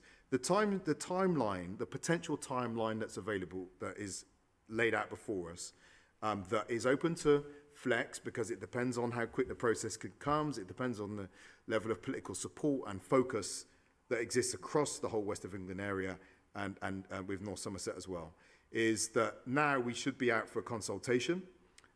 We expected it to go out earlier this year. Hopefully it will go out as soon as possible with the public. So those documents are fine as far as we are concerned, but they're waiting to go public. If we get a move on with that, by September, we can start the work on the strategic outline business case. £7 million has been allocated to that. But unfortunately, at the moment, that's being held back by the delay to the consultation. But the consultation should go out very shortly. If we can move on that, by mid-2023, we will commission the outline business case. And there's £10 million in the headroom, £10 million allocated in the Combined Authority headroom to fund that. But if we can get as much political agreement as possible, then that process will move all the quicker. By the time we get to 2024-25, we could be in receipt in terms of the delivery of the outline business case. But the speed of that will also depend on how successful the strategic outline business case is in narrowing down the options. So at the moment, we have about 19 options available to us. If you keep 15 options on the table, then obviously the process is smaller. But if that strategic outline business case is quicker in knocking out options that are not viable, then we have a smaller number of schemes. We'll be moving quicker, and that's what we would advocate for. Begin to home in quicker, and harder. Then by 26-27, we can be with the full business case, and again, it depends on how successful the previous processes are. And then by 29-30, we could be digging holes, have shovels in the ground for the mass transit system. I'd say too, the obvious thing is, because I said I'm not running in 2024, this is not about me, but as I've shared many times, the best time to plant a tree was 40 years ago, second best time is today. We should have been doing this work years ago. We didn't, we're doing it now, and my hope is that the benefits of these early this early work, for which no one will get any political credit, and that doesn't matter, is that future iterations of city leadership will be able to pick up on this early work and have a piece of work that is moving forward to delivering Bristol, the west of England, with the quality of transport system that is needed. But anyway, Don, having said that, let me hand back to you now to take the decision which I support and which will now be displayed on the screen. Thank you, Marvin. Yeah, I would welcome the consultation on mass transit coming out. It was written some months ago. I'm very happy with the broad text of it and everything, and it's very disappointing that it seems to have been waylaid, because it would make a lot clearer what we're doing here. In terms of the decision to be made today, I approve the recommendations as set out in the report. Thank you, Don. So on to agenda item 19, appointment of preferred bidder for the City Leap Energy Partnership. And this is with you, Craig. Yeah, thanks, Marvin. We have been progressing the City Leap programme since approving the initial Cabinet paper in April 2019, although much of the important brainwork had happened before that. The whole drive for the programme is an energy partnership based on the decarbonisation of Bristol's energy, delivering low-carbon energy infrastructure, including solar, heat networks, heat pumps and energy efficiency at scale.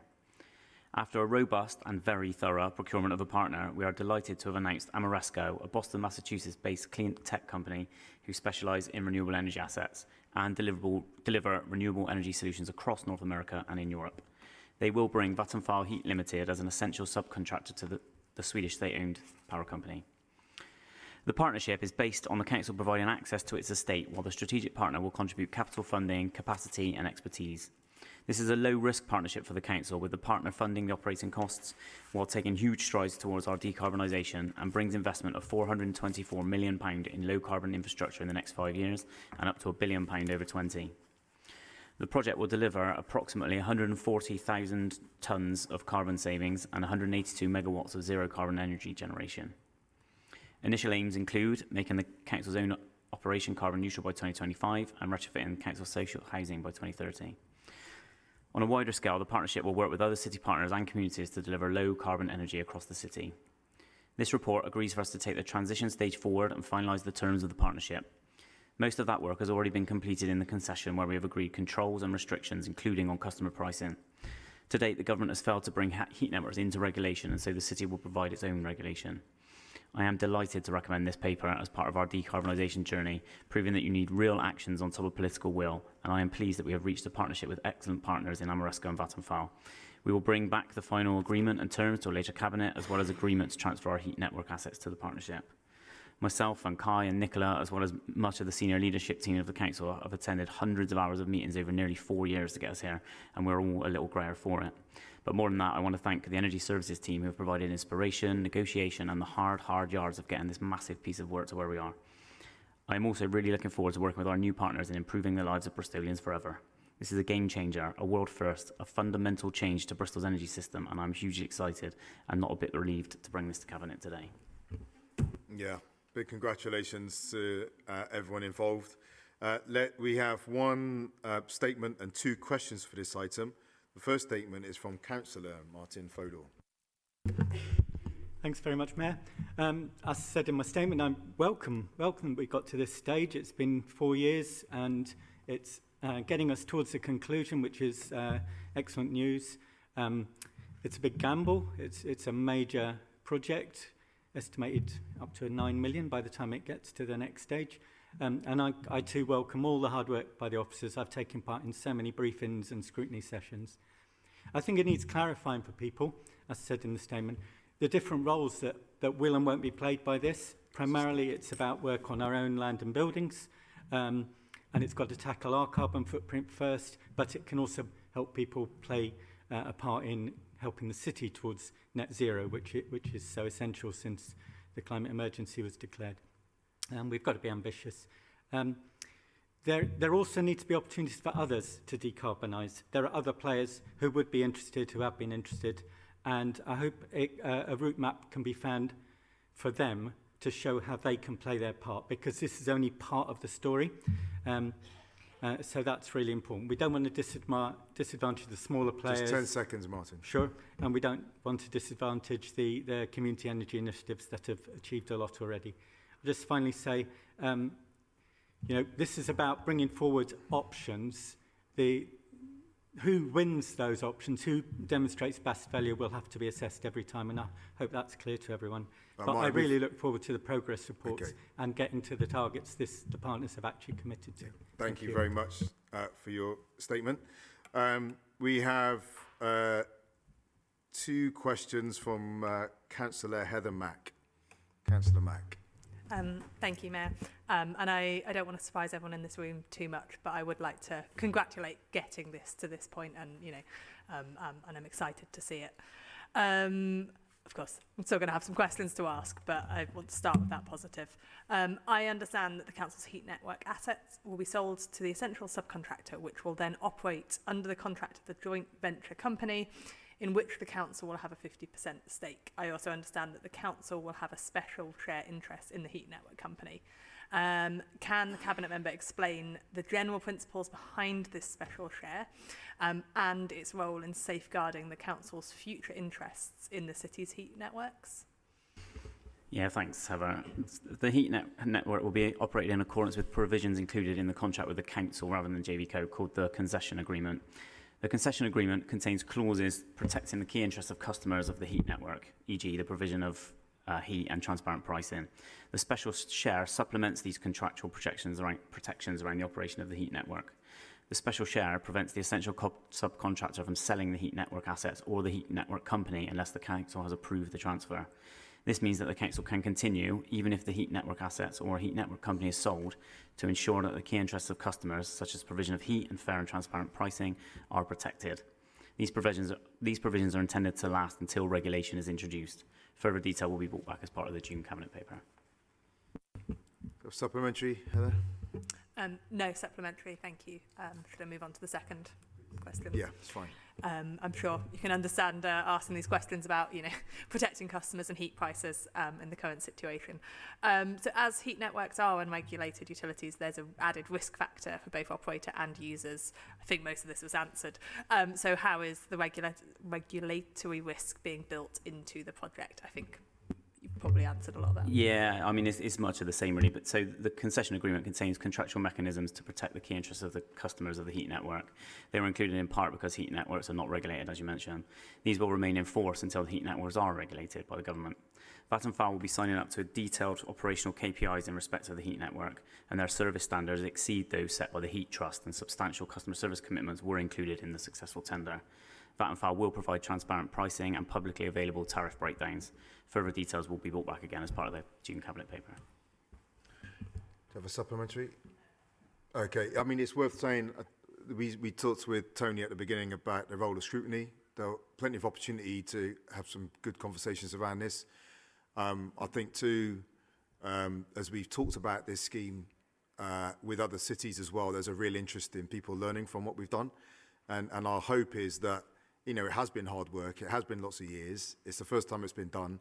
But having done the hard yards means that we can share those early lessons with other cities across the UK, and they can benefit from us having done that early work. So that's certainly the intention through core cities and LGA and so forth. And, you know, you'll be welcome to be part of some of those conversations as they expand across the country as well. Okay, any Cabinet members that to comment on this, Kai? Yeah, thanks, Marvin. Yeah, I'd like to add to Craig's thanks for the work that officers have put in as well. David White and his team been full time on this for, as you say, for the last 4 years. I remember from the very early days when we pulled together that prospectus. These are the kinds of things that we think can be done in Bristol. Do you want to come on this journey with us? And remember that when that first went out, there was from around the world 180 expressions of interest. We've now got down to the final one. So it's a long journey over 4 years, but it's good to see that we've managed to keep it together. We've got an excellent proposal here, £420 million of investment, and that's only in the first 5 years. So this is a 20-year project. So if we can deliver that, what can we deliver over the next 20 years of the project? we've done this as well because there's a massive gap in terms of what the challenge is and what's on offer from government. They really haven't been stepping up to the level that's required on this issue. So that's one of the main reasons that we've done this, because we know 80% of the technology to solve this problem, to decarbonise the energy system, is there. What we require is the investment, and we've measured what the investment is roughly it's a £4 billion problem, isn't it? So we've done a major part to deliver that large scale investment, but as people have mentioned, there's still a long way to go. Other parts of the city that this project doesn't touch yet, that we need a solution for. But I think it's a massive project.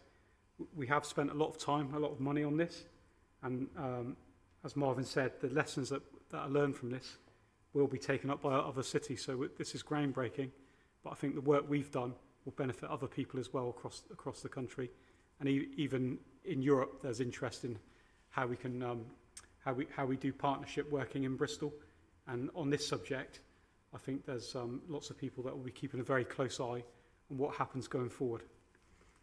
Yeah. Thanks, Kai. Anyone else? Good. Nicola?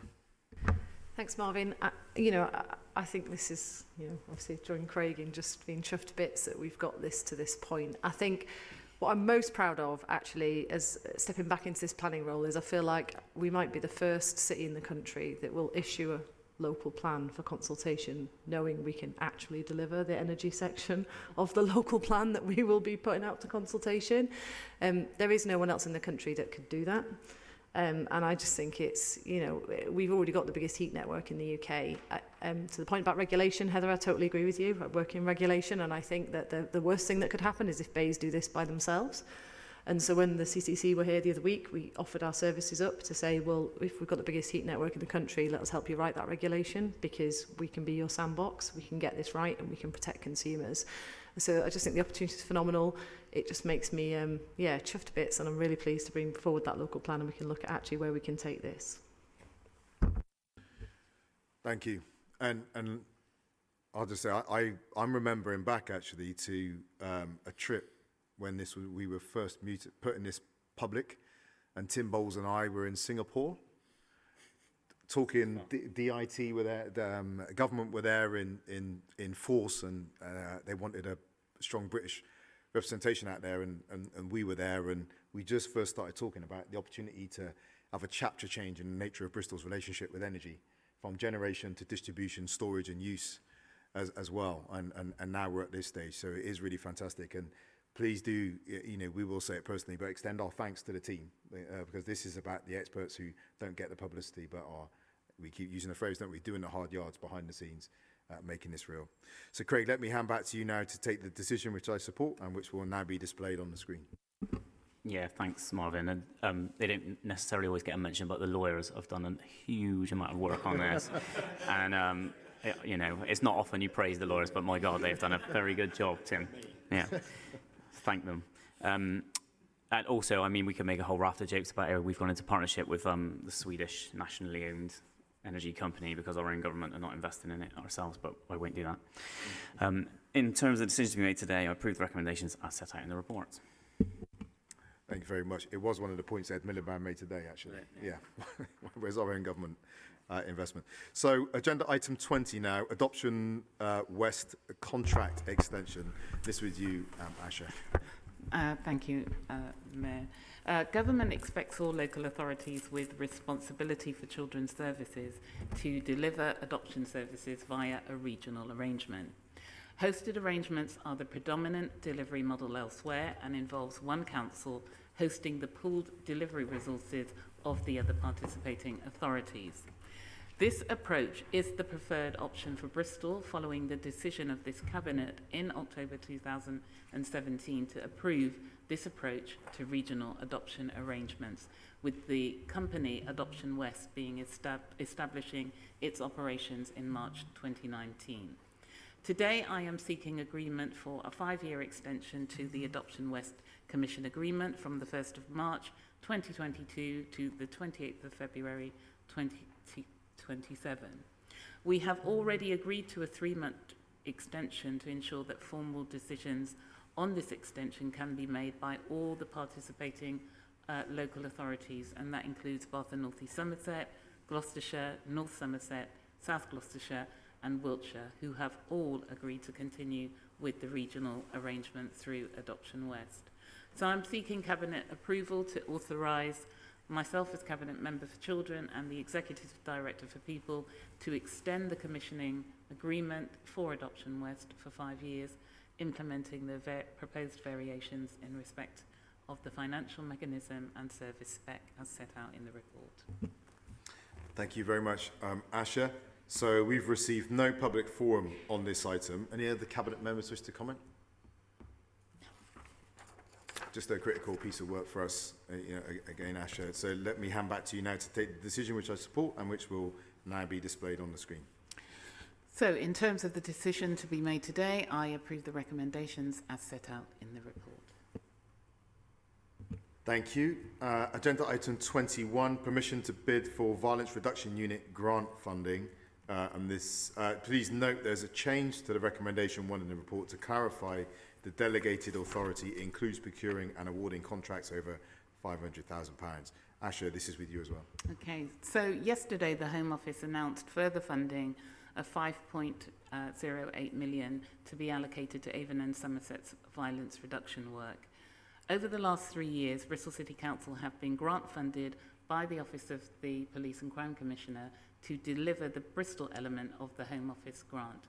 And I'm seeking approval from Cabinet to bid for 3-year grant funding from the Office of the Police and Crime Commissioner, which holds the fund, in order to continue the work of Safer Options, which is Bristol's Youth Violence Reduction Unit, which we established prior to the Home Office introduction to this fund. Launched in autumn 2019, the purpose of the Violence Reduction Unit initiative is to drive a multi-agency, whole-system approach to tackling the root causes of serious violence.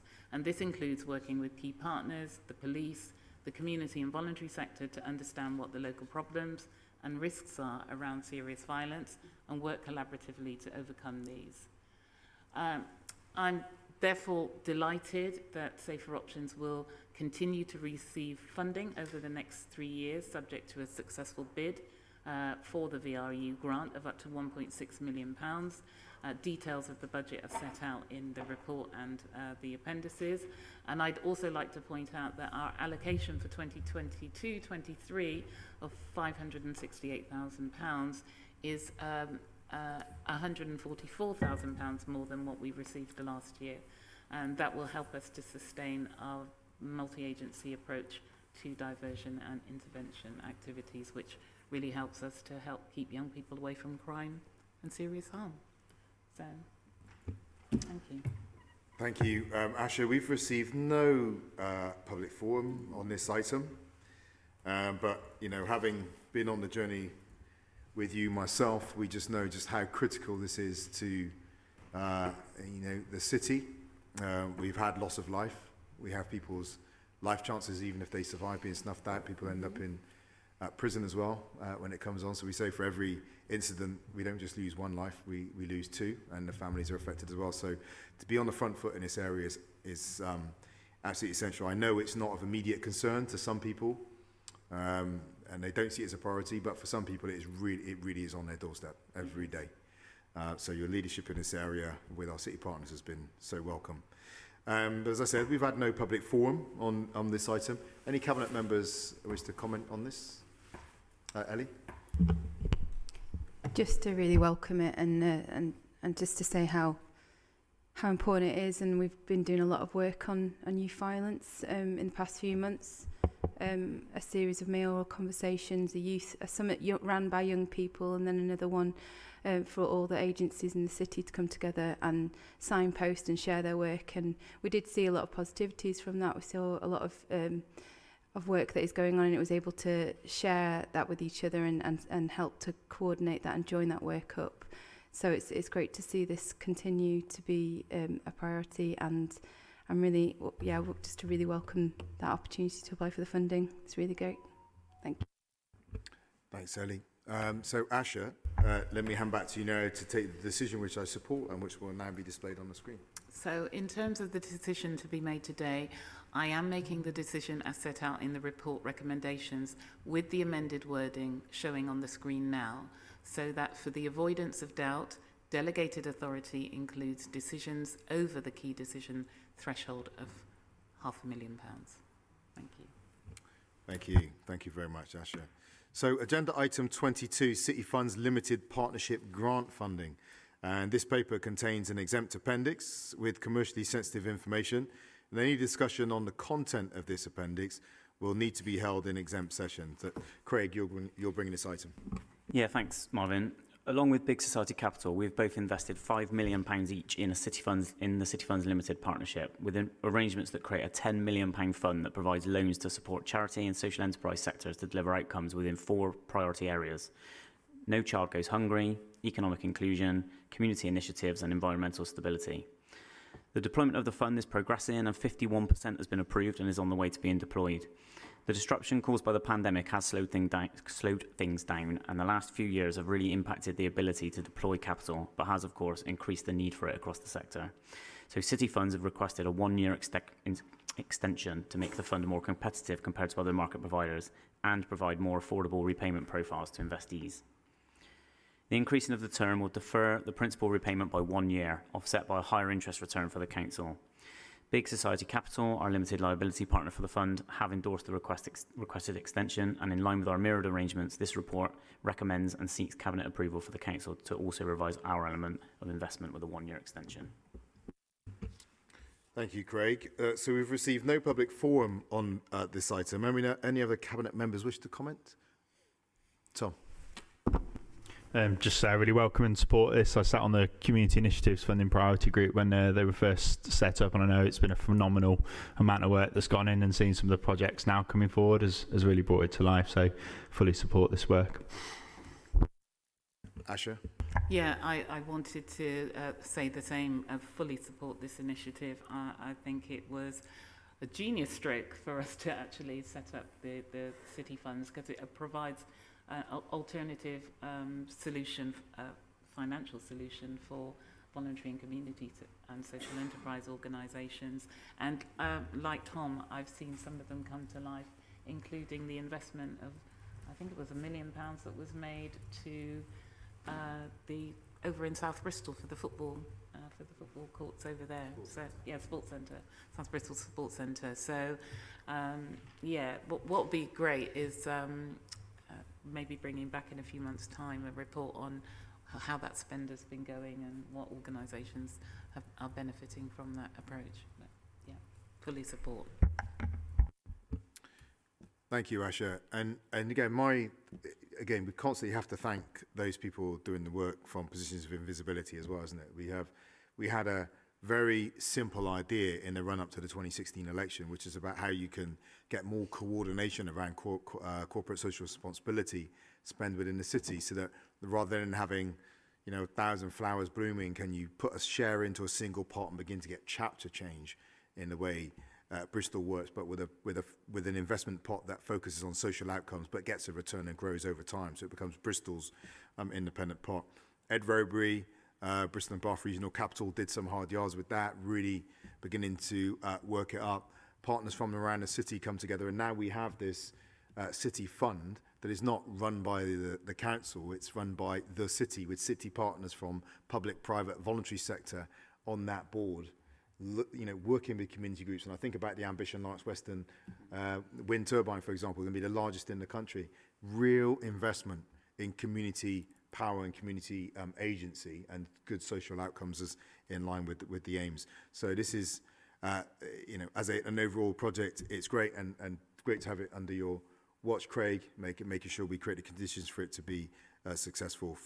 So let me hand back to you now to take the decision which I support and which will now be displayed on the screen.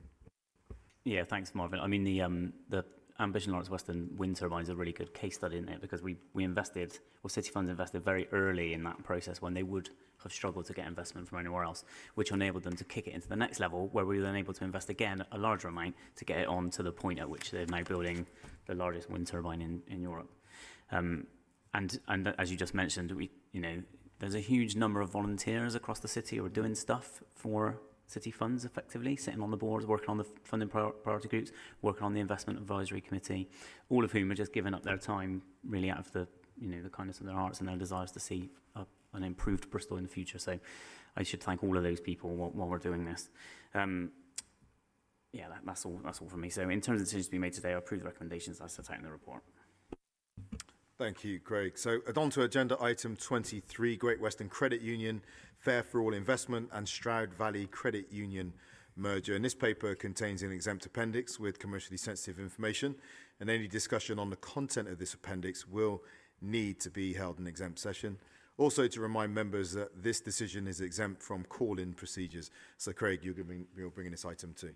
Yeah, thanks, Marvin. I mean, there's another example of where we've put money in order to support some of the poorest people in the city, and how that's beginning to now really pay or get some returns. So this report is to provide an update on the council's £500,000 long-term investment in the Great Western Credit Union to provide more loans to people in the most deprived areas of the city that might otherwise have used high-cost lenders. The expansion of the credit union has been hampered by the pandemic, but the loan book and deposits have continually grown, supporting the members of the credit union. The credit union continues to have a significant presence in the city of Bristol and is looking to expand their loan provision, for which our approval is required. The credit union are requesting approval to accept a £1.5 million investment from Fair for All funding, which is founded by dormant funds to support the financial well-being of people in vulnerable circumstances, and based on similar values, aims and objectives of the GWCU and the rationale for the council's investment.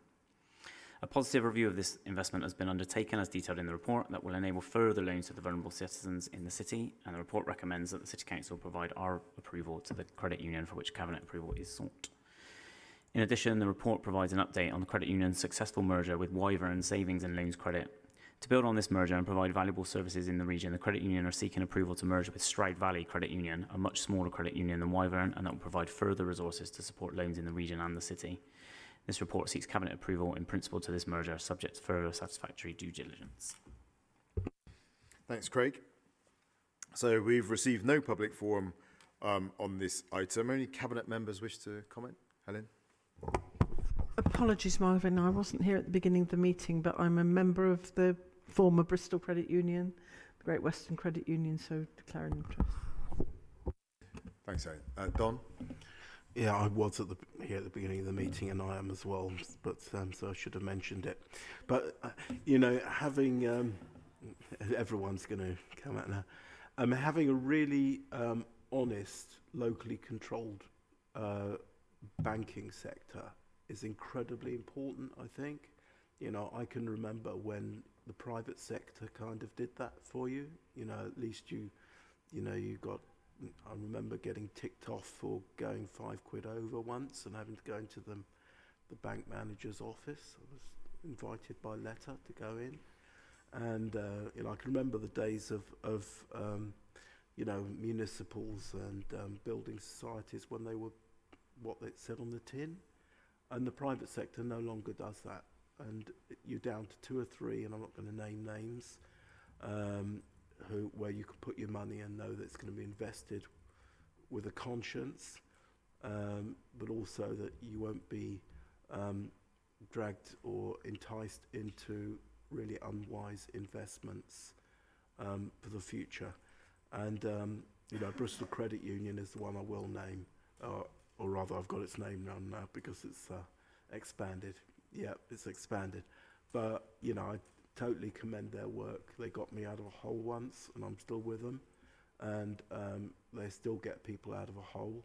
They do it with honesty, with integrity, and thinking first and foremost about the customer. And I'm really glad we support them. Thank you, Don. And it's fantastic to hear the personal relationship, the personal account of this also. Okay, well, thank you for that. Let me hand back to you now, Craig, to take the decision which I support and which will now be displayed on the screen. Yeah, it's interesting, Don. Britain has one of the most kind of privatised, is probably not the right word, but certainly the most private commercial banking sector in Europe. And you saw, in the credit crunch of 2008, we saw it again in the pandemic, the private sector just steps away and stops lending where it could, and or lends in very inappropriate ways. So it's absolutely essential that we continue to support organisations like this. And I should just take a moment to thank Matt and the team at the Credit Union for all the amazing work that they've done over however many years it's been now. In terms of decisions to be made today, I approve the recommendations as set out in the report. Okay, so now we're on to agenda item 24, digital transformation plans. And please note there's a change to the recommendations 2 and 4 in the report. To clarify, the delegated authority includes procuring and awarding contracts over £500,000. And Craig, you're bringing this item as well. Yeah, thanks. Sorry, everyone. There's like 9 papers from me at the moment, so I apologise. Our digital transformation journey is about giving citizens the level of digital service that they deserve and expect from a modern organisation. It is also about developing better ways to deliver our priorities and services enabled by using modern technology, tools and joined up information. It is no secret that we came from a very low baseline in this area. In 2016, this administration inherited a failed business transformation programme and a digital agenda which was too disconnected from the realities of service delivery. We were trying to run before we could walk, building ambitious plans on crumbling foundations. We have been on a significant improvement journey, and through our IT transformation programme, we have strengthened these foundations and lifted the lid on many areas which had suffered from historic disinvestment and a lack of consistent long-term strategy. As we update our digital strategy, we will be seeking to build on our work to date, whilst recognising that there are areas we still need to develop. We intend to seek a digital strategic partner with the expert skills to supplement our in-house service and reduce our reliance on costly ad hoc consultancy arrangements. Subject to Cabinet's approval, our partner will work closely alongside us to deliver the next phase of carefully prioritised digital transformation projects. The strategic and longer-term nature of this relationship will provide us with much more certainty and consistency in our approach to digital transformation, whilst also enabling us to be agile and flexible to changing needs. With strong governance and programme management now well in place to complement this strategic partnering, we will be able to improve service delivery and minimise operational cost, whilst also maximising the quality, responsiveness and effectiveness of services for our citizens. Ultimately, our investment in technology will allow BCC's finite resources to be focused on frontline delivery and doing the work that only people can do. Today, I'm pleased to update Cabinet on our plans for digital transformation and to seek agreement to resolve one of the final missing pieces of our technology foundations, the need for modernised contact centre technology and contact handling processes. This will help us to deliver stronger customer service for those people who still need to contact us by phone and give us a better ability to offer people more modern and convenient ways to contact us, in particular out of hours. I'd like to thank all of the colleagues across the Council involved in our journey so far and commend the hard work they have done to help us grip this challenge. I look forward to continuing our improvement and bringing the updated digital strategy to Cabinet in coming months. I think I'm now taking over from myself. Thank you, Craig. So we've received one public formal question, which is from Councillor David Wilcox. Thank you, Councillor Cheney. Previously, Bristol City Council has entered into a relationship with a digital strategic partner, i.e. Computer Centre. Can you provide details on the lessons learnt from working with such a partner and how they will be incorporated into this new relationship, please? Yeah, thanks, David. I mean, it's not just the Computer Centre partnering. We've learned lots of lessons from lots of partnering in recent years. In terms of the specific things we'll be doing, we will be applying a more formal governance to ensure that the deliveries are on track and remain on budget. This includes regular project and programme boards with appropriately senior officers and political leadership stakeholders. So, for example, I chair the Digital Transformation Board. This will ensure issues can be challenged and decisions made on how to address them without delay. We will agree the deliverables, timeline, budget and delivery approach at the outset and utilise the change management process to control any variations, which was demonstrated very well with the recent Microsoft engagement. We will not commit to giving all project work to the partner, keeping our options open in terms of seeking support from the wider market if a partner is less able to assist in one area. This will be more clearly stated in the tender documents and increases their incentive to deliver in line with their commitments. We will ensure significant involvement from internal colleagues to ensure a strong approach to adoption and change management is in place, including knowledge transfer and building an ongoing sense of ownership. This will enable BCC to be self-sufficient should the partnership end and be able to reduce its reliance on a partner over time. We'll also ensure good communications across our team and the organisation to develop awareness of the partnership and engage colleagues in the process. This will help everyone to feel included, understand the benefits and help us to deliver at volume and pace. Thank you, Councillor Cheney. I'd be interested to know which scrutiny commission would actually be looking at this decision. Would it be growth and regen or would it be resources? It would be resources, yeah, it's a resources issue. I'll look forward to it coming to there then. Thank you. Okay, so John. Yeah. Do any Cabinet members want to comment? Tom. just say, really support this. Obviously, housing landlord services are going through their own kind of digital transformation process, which is going to be, a couple of years. But I think really the work around the contact centre, I think I really welcome, because I think hopefully it will mean an improved service as well for residents ringing in about repairs issues and other things. So really positive. Anyone else? No? Yeah, I mean, on that, I don't know about you, but I don't like to ring a council hotline at 10 o'clock in the morning on a weekday, because I'm usually in the office working. So being able to do things online at night is, much more useful for me. What that does is free up the call handler to then actually speak to people who don't want to go online and do it at night, but do want to actually speak to someone in the daytime. So it's really important you just get that sort of that tension right, I suppose, and get through it. In terms of the decision to be made today, I am making this decision as set out in the report recommendations with the amended wording showing on the screen now, so that for the avoidance of doubt, delegated authority includes decisions over the key decision threshold of 500,000. Thank you, Craig. So on to agenda item 25, Building Practice Capital Programme Budget Allocation 2022-26, and this is with you again. Yeah, me again. This paper is the allocation of funds for our repair budget to keep our buildings up to standard and invest in their efficiency. The allocation of the Building Practice Capital Programme budget represents another 11 million of essential investment across Bristol, with 1.5 million for new works this year. It's also a future-proofing programme. New roofs, heating, damp-proofing, windows and glazing all help us move towards being carbon neutral by 2025. Among the repairs and upgrades, there's 1.8 million for schools, 1.5 million for the bottle yard studios, 300,000 for our museums, 180,000 for the libraries, and over £150,000 for our nurseries and children's centres. There's also investment in conserving historic buildings like the Lord Mayor's Mansion House and the Lord Mayor's Chapel, and there's even funding for a new pump in the ceremonial lake in front of City Hall. Very impressive. Okay, so we've had no public forum on this item. Any cabinet members wish to comment? Helen and Tom and Ellie. Just very happy to see the investment in Hartcliffe Nursery. Tom, Ellie? Shout out for investment in Horfield Ward into sort of new boiler plant in Horfield Primary, and also 20 grand for damp proofing in Upper Horfield. It's going to really help. Really welcome the investment in Hillfields, 25 grand for Chester Park Infant School, and also for all the libraries, of course. Thank you. Any other councillors want to give a shout out for their wards? It's like we all know where you come from.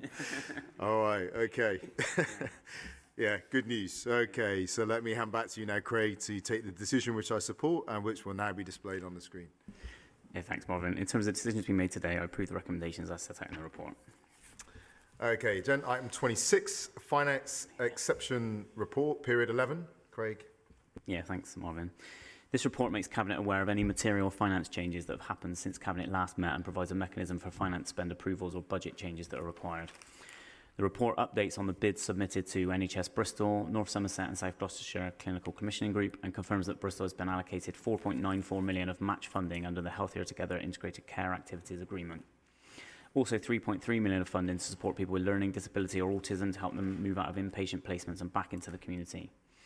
The report provides details on the funding of the Bristol Living with COVID framework in response to the government's National Living with COVID plan, which was published in February 22, and requests Cabinet approval to implement the framework. Due to the building contract tenders received for the South Bristol light industrial workspaces being significantly higher than the present project budget, the report requests endorsement to submit a change request to WECA for the allocation of an additional 1.875 million to the project. The report shares details on the government's Home for Ukraine proposals and the support for local authorities to deliver it, including the funding. In particular, the allocation of £10,500 per person with an additional top-up for child education to local authorities to enable them to provide support to families from Ukraine to support them to rebuild their lives and fully integrate into communities. Finally, the report sets out the Council's COVID-19 Additional Relief Fund policy for the period 1st of April 21 to 31st of March 22 and requests approval for the policy as well as delegated authority for the decision on award values under the policy following the receipt of all applications.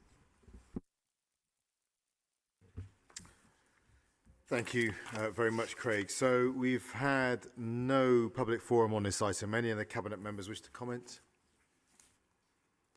No, okay. Well, It's all about the money, Craig. Let me hand back to you now to take the decision which I support and which will now be displayed on the screen.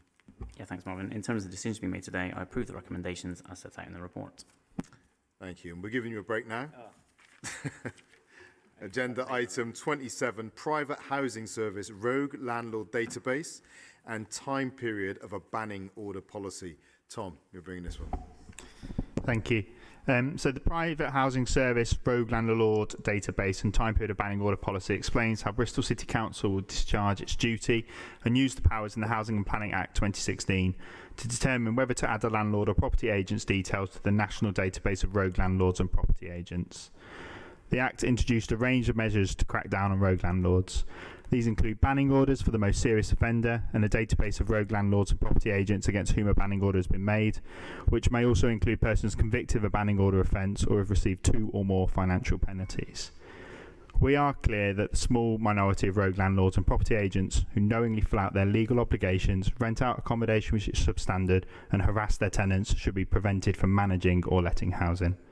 This policy sets out how we'll determine the length of time for an entry on the database and how long the council will ask first-tier tribunals to make a banning order for. This could be anything from 2 years up to an indefinite or lifetime ban. It's worth being clear, though, that the length of any banning order, if granted, is a decision for the tribunal and not the council. I think I'd just add as well, I'm excited to see that, the work we're doing around enforcement. We've got our latest licensing scheme covering Horfield, Bedminster, Brislington West launching tomorrow. And following its launch, we'll begin work on proposals to introduce citywide licensing as previously announced. And we'll soon be setting out the details of our Living Rents Commission to take forward our work on campaigning for rent controls. We will continue to lead the way in what we're doing and doing what we can to protect and empower people living in privately rented housing, including having a strong voice nationally to hold government to account on the long-delayed Renters Reform Bill. Thank you. Thank you, Tom. So, we lobbied on private rental sector. It's an area of critical importance to us in the city, with growing numbers of people in the private rentals sector. We've had no public forum on this item, no statements, no questions. Can I ask any cabinet members if they'd like to comment on this one? Nicola? Other than to say, I hadn't realised that the landlord licensing scheme has been expanded very, very, very soon, and I think that is brilliant. And it was a pilot, if you remember, Asha, that got brought in really early in our administration, and it's making a big difference to people's lives in our part of the city. So every time it expands and creeps a little bit further into the city, it just it's good news for renters, it's good news for their families, it's good news for their children. So it's, great. Asha? I just wanted to make the point that, St George was one of the first areas alongside parts of Easton to introduce this report, and I remember the flack we got for that. But do you know something? There's always a method to madness, and it's not madness. I mean, we have to put a stop to rogue landlords in this city. So I'm really glad to see that the pilot has actually expanded and will continue to expand across the city. So well done to you, Tom, and the rest of the team. I'll share actually someone who is a private landlord shared with me just yesterday actually that they're really glad to have the licensing scheme because they intend to it's their pension, but they also intend to be a good landlord and don't want bad landlords around giving them a bad reputation as well. So, really welcome your leadership on this. So, thank you for your comments. It's up to me to say Cabinet notes the recommendations as set out in the report and which will now be displayed on the screen. Okay, Craig, we're back to you. Agenda item 28, 2022-23 Corporate Business Plan and Performance Framework. Thanks, Marvin. This is an annual paper to support the Council's governance and performance structures. It is a summary of the anticipated key and notable actions and activities within the financial year 2022-2023. The actions are drawn from the departmental service plans and divisional director summaries. The plan helps us to monitor progress through a blend of specific actions and performance metrics and map the Council's performance and delivery against our targets. Performance metrics sit in 2 key categories: city outcomes and business plan priority metrics, reflecting how we have control over some and influence over other outcomes for people in Bristol. The approach the Council is taking is to have an enabling role in the city and work with partners to build a better Bristol that includes everyone in the city's success. Together, the business plan and performance framework link the Council's high-level corporate strategy and the specific activity of our services and the alignment of the budgets. This golden thread continues through to individual objective settings for all members of staff, which should focus on delivering these plans. This year, we've also aligned the goals to the UN SDGs. We've highlighted actions which will be contributing to achieving those SDGs. This mapping was undertaken at the target level with the specific SDG identified. Of course, therefore, this is a big piece of work drawn on a lot of different parts of the Council. I know Cabinet members have worked with their directorates to review them and monitor their reporting through the year. Scrutiny has also seen the plan and will continue to monitor those metrics too. Therefore, I'm sure you're all fairly familiar with the content, and I just ask you to formally note it. Thank you, Craig. Well, we received 2 public forum questions on this from Susan Audrey, who's not attending, so she'll get a written response. Any Cabinet members wish to comment on this? I mean, there's loads in, obviously it's an epic piece of work. We have to plan out how we're going to work as a city. But what I really do welcome is the work that's been done in the authority to align us to the SDGs, the Global Sustainable Development Goals as well. We've been a champion of the SDGs. We are... obviously, we found ourselves a city that's been cited as an example of a city that's lined itself around not just how we measure ourselves against the Sustainable Development Goals, but we are asking how we actually deliver them and measure ourselves against the delivery. And investors that come to Bristol, I was talking to a housing provider, I think just last week actually, and made clear to them again as well that when you come here, we'll be looking not just at how you measure yourself against the SDGs, but how you help us as a city deliver them. And I welcome the SDGs as well because they are multidimensional and just a one-dimensional issue. They look at the interaction of life on land, life on sea, climate change, inclusive economy, decent work, women's rights, children's issues, housing, decent work. So all those things, are brought together. So really welcome. So let me hand back to you. Actually, it's up for me actually to say that Cabinet notes the recommendations that sat in the report and which were now being displayed on the screen. And Craig, we're with you for the final item, agenda item 29, quarterly performance progress report Q3 2021-22. So I'll be very quick with this one. This is the regular performance report, which updates us on the progress against various KPIs in our portfolios. As usual, we look at the BCC and citywide measures and Dave's phone and continue to monitor the COVID-specific impact on performance. Cabinet members that will note that 40% of business plan measures are performing on or better than target, and 53% of plan measures show improvement or are at the same level as this time last year. It's just a report for noting. You should have been briefed by your directors about the progress of KPIs in your portfolio areas, so I'll just pass it on. Okay, so we've had 2 public forum questions from Sally Kent, but she's not here. Okay, so let me come to, I think that's it. So any Cabinet members wish to comment on this item? We'll stay with you, Craig. So, Craig, it's up for me to say Cabinet notes the recommendations as set out in the report, which will now be displayed on the screen. Okay, that is the end of today's Cabinet, but I do just want to say something before we close up. First, to congratulate you. You opened up Dr. Joanna Birchbrand, just for the record. You presented the first paper and stayed throughout the whole event to the very last paper.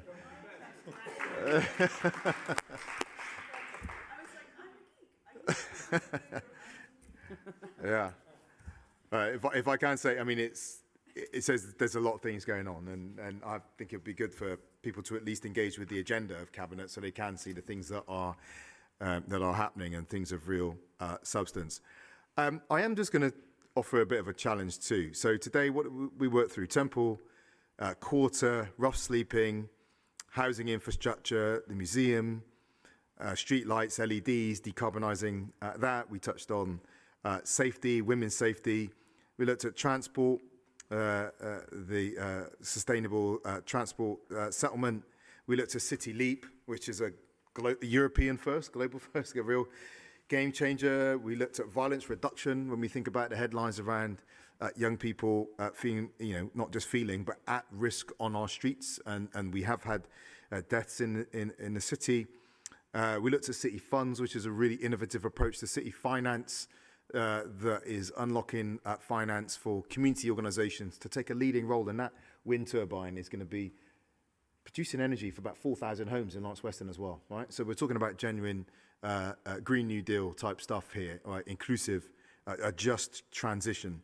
We looked at the credit union, digital transformation. We looked at our own City Council finance, which is critical when we look at the 12 years of austerity now, rogue landlords and banning and inaction we take to protect people in the private rental sector. And then we looked at our own business plan, not least its alignment to the SDGs. And the chamber's pretty empty. All right?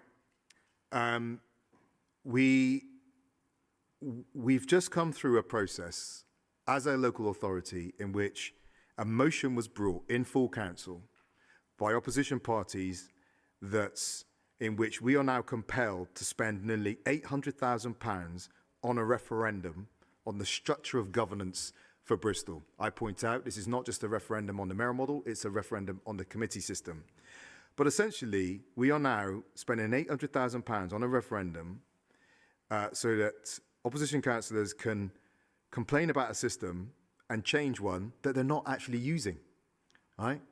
If they were using it and people were in the chamber today making points, asking questions in a coherent way on these issues of real substance, then I would really have a little bit more respect for it. But we have made this point so many times over the last few years, coming to the theatre of full council, grandstanding when when the gallery's full and the journalists are in the front row and making a speech that, to be honest, it's not even a debate really. People just make statements back and forth across this corridor in the middle.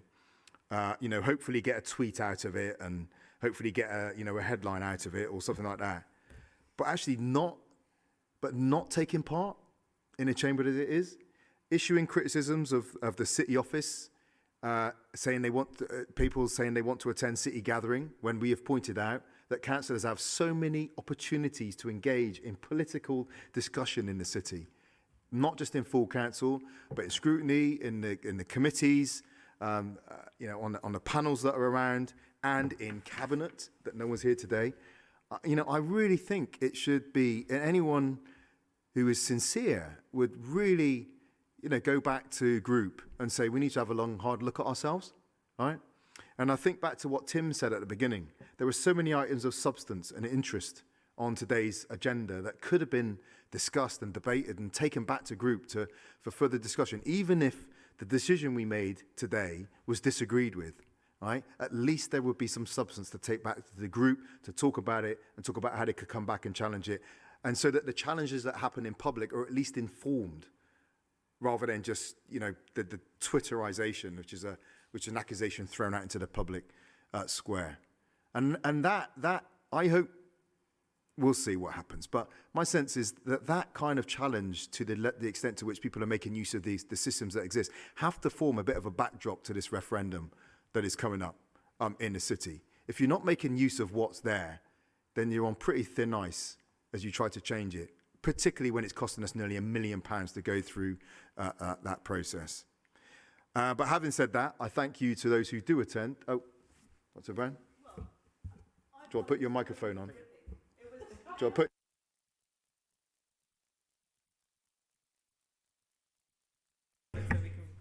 No, so I thought it was completely gripping, and I just wanted to say what a phenomenal job everybody's doing. So as somebody who did stay for the whole time, it's really, really, really impressive. And I'm going to go away and tell people to come and join in. Thank you very much. Okay. Okay, so but thank you to you for being here, for the officers, for all the work behind the scenes. Stephen, Hugh, and Mike's away, but and you, Tim. Lawyers got a mention, Regen, people. It's really important that you thank those who, Dem Services. Thank you for those people who do the hard work and invisibility. Yeah. The date of the next Cabinet meeting is Tuesday, the 10th of May, 2022. Obviously this year, of course it is, at 4 p.m.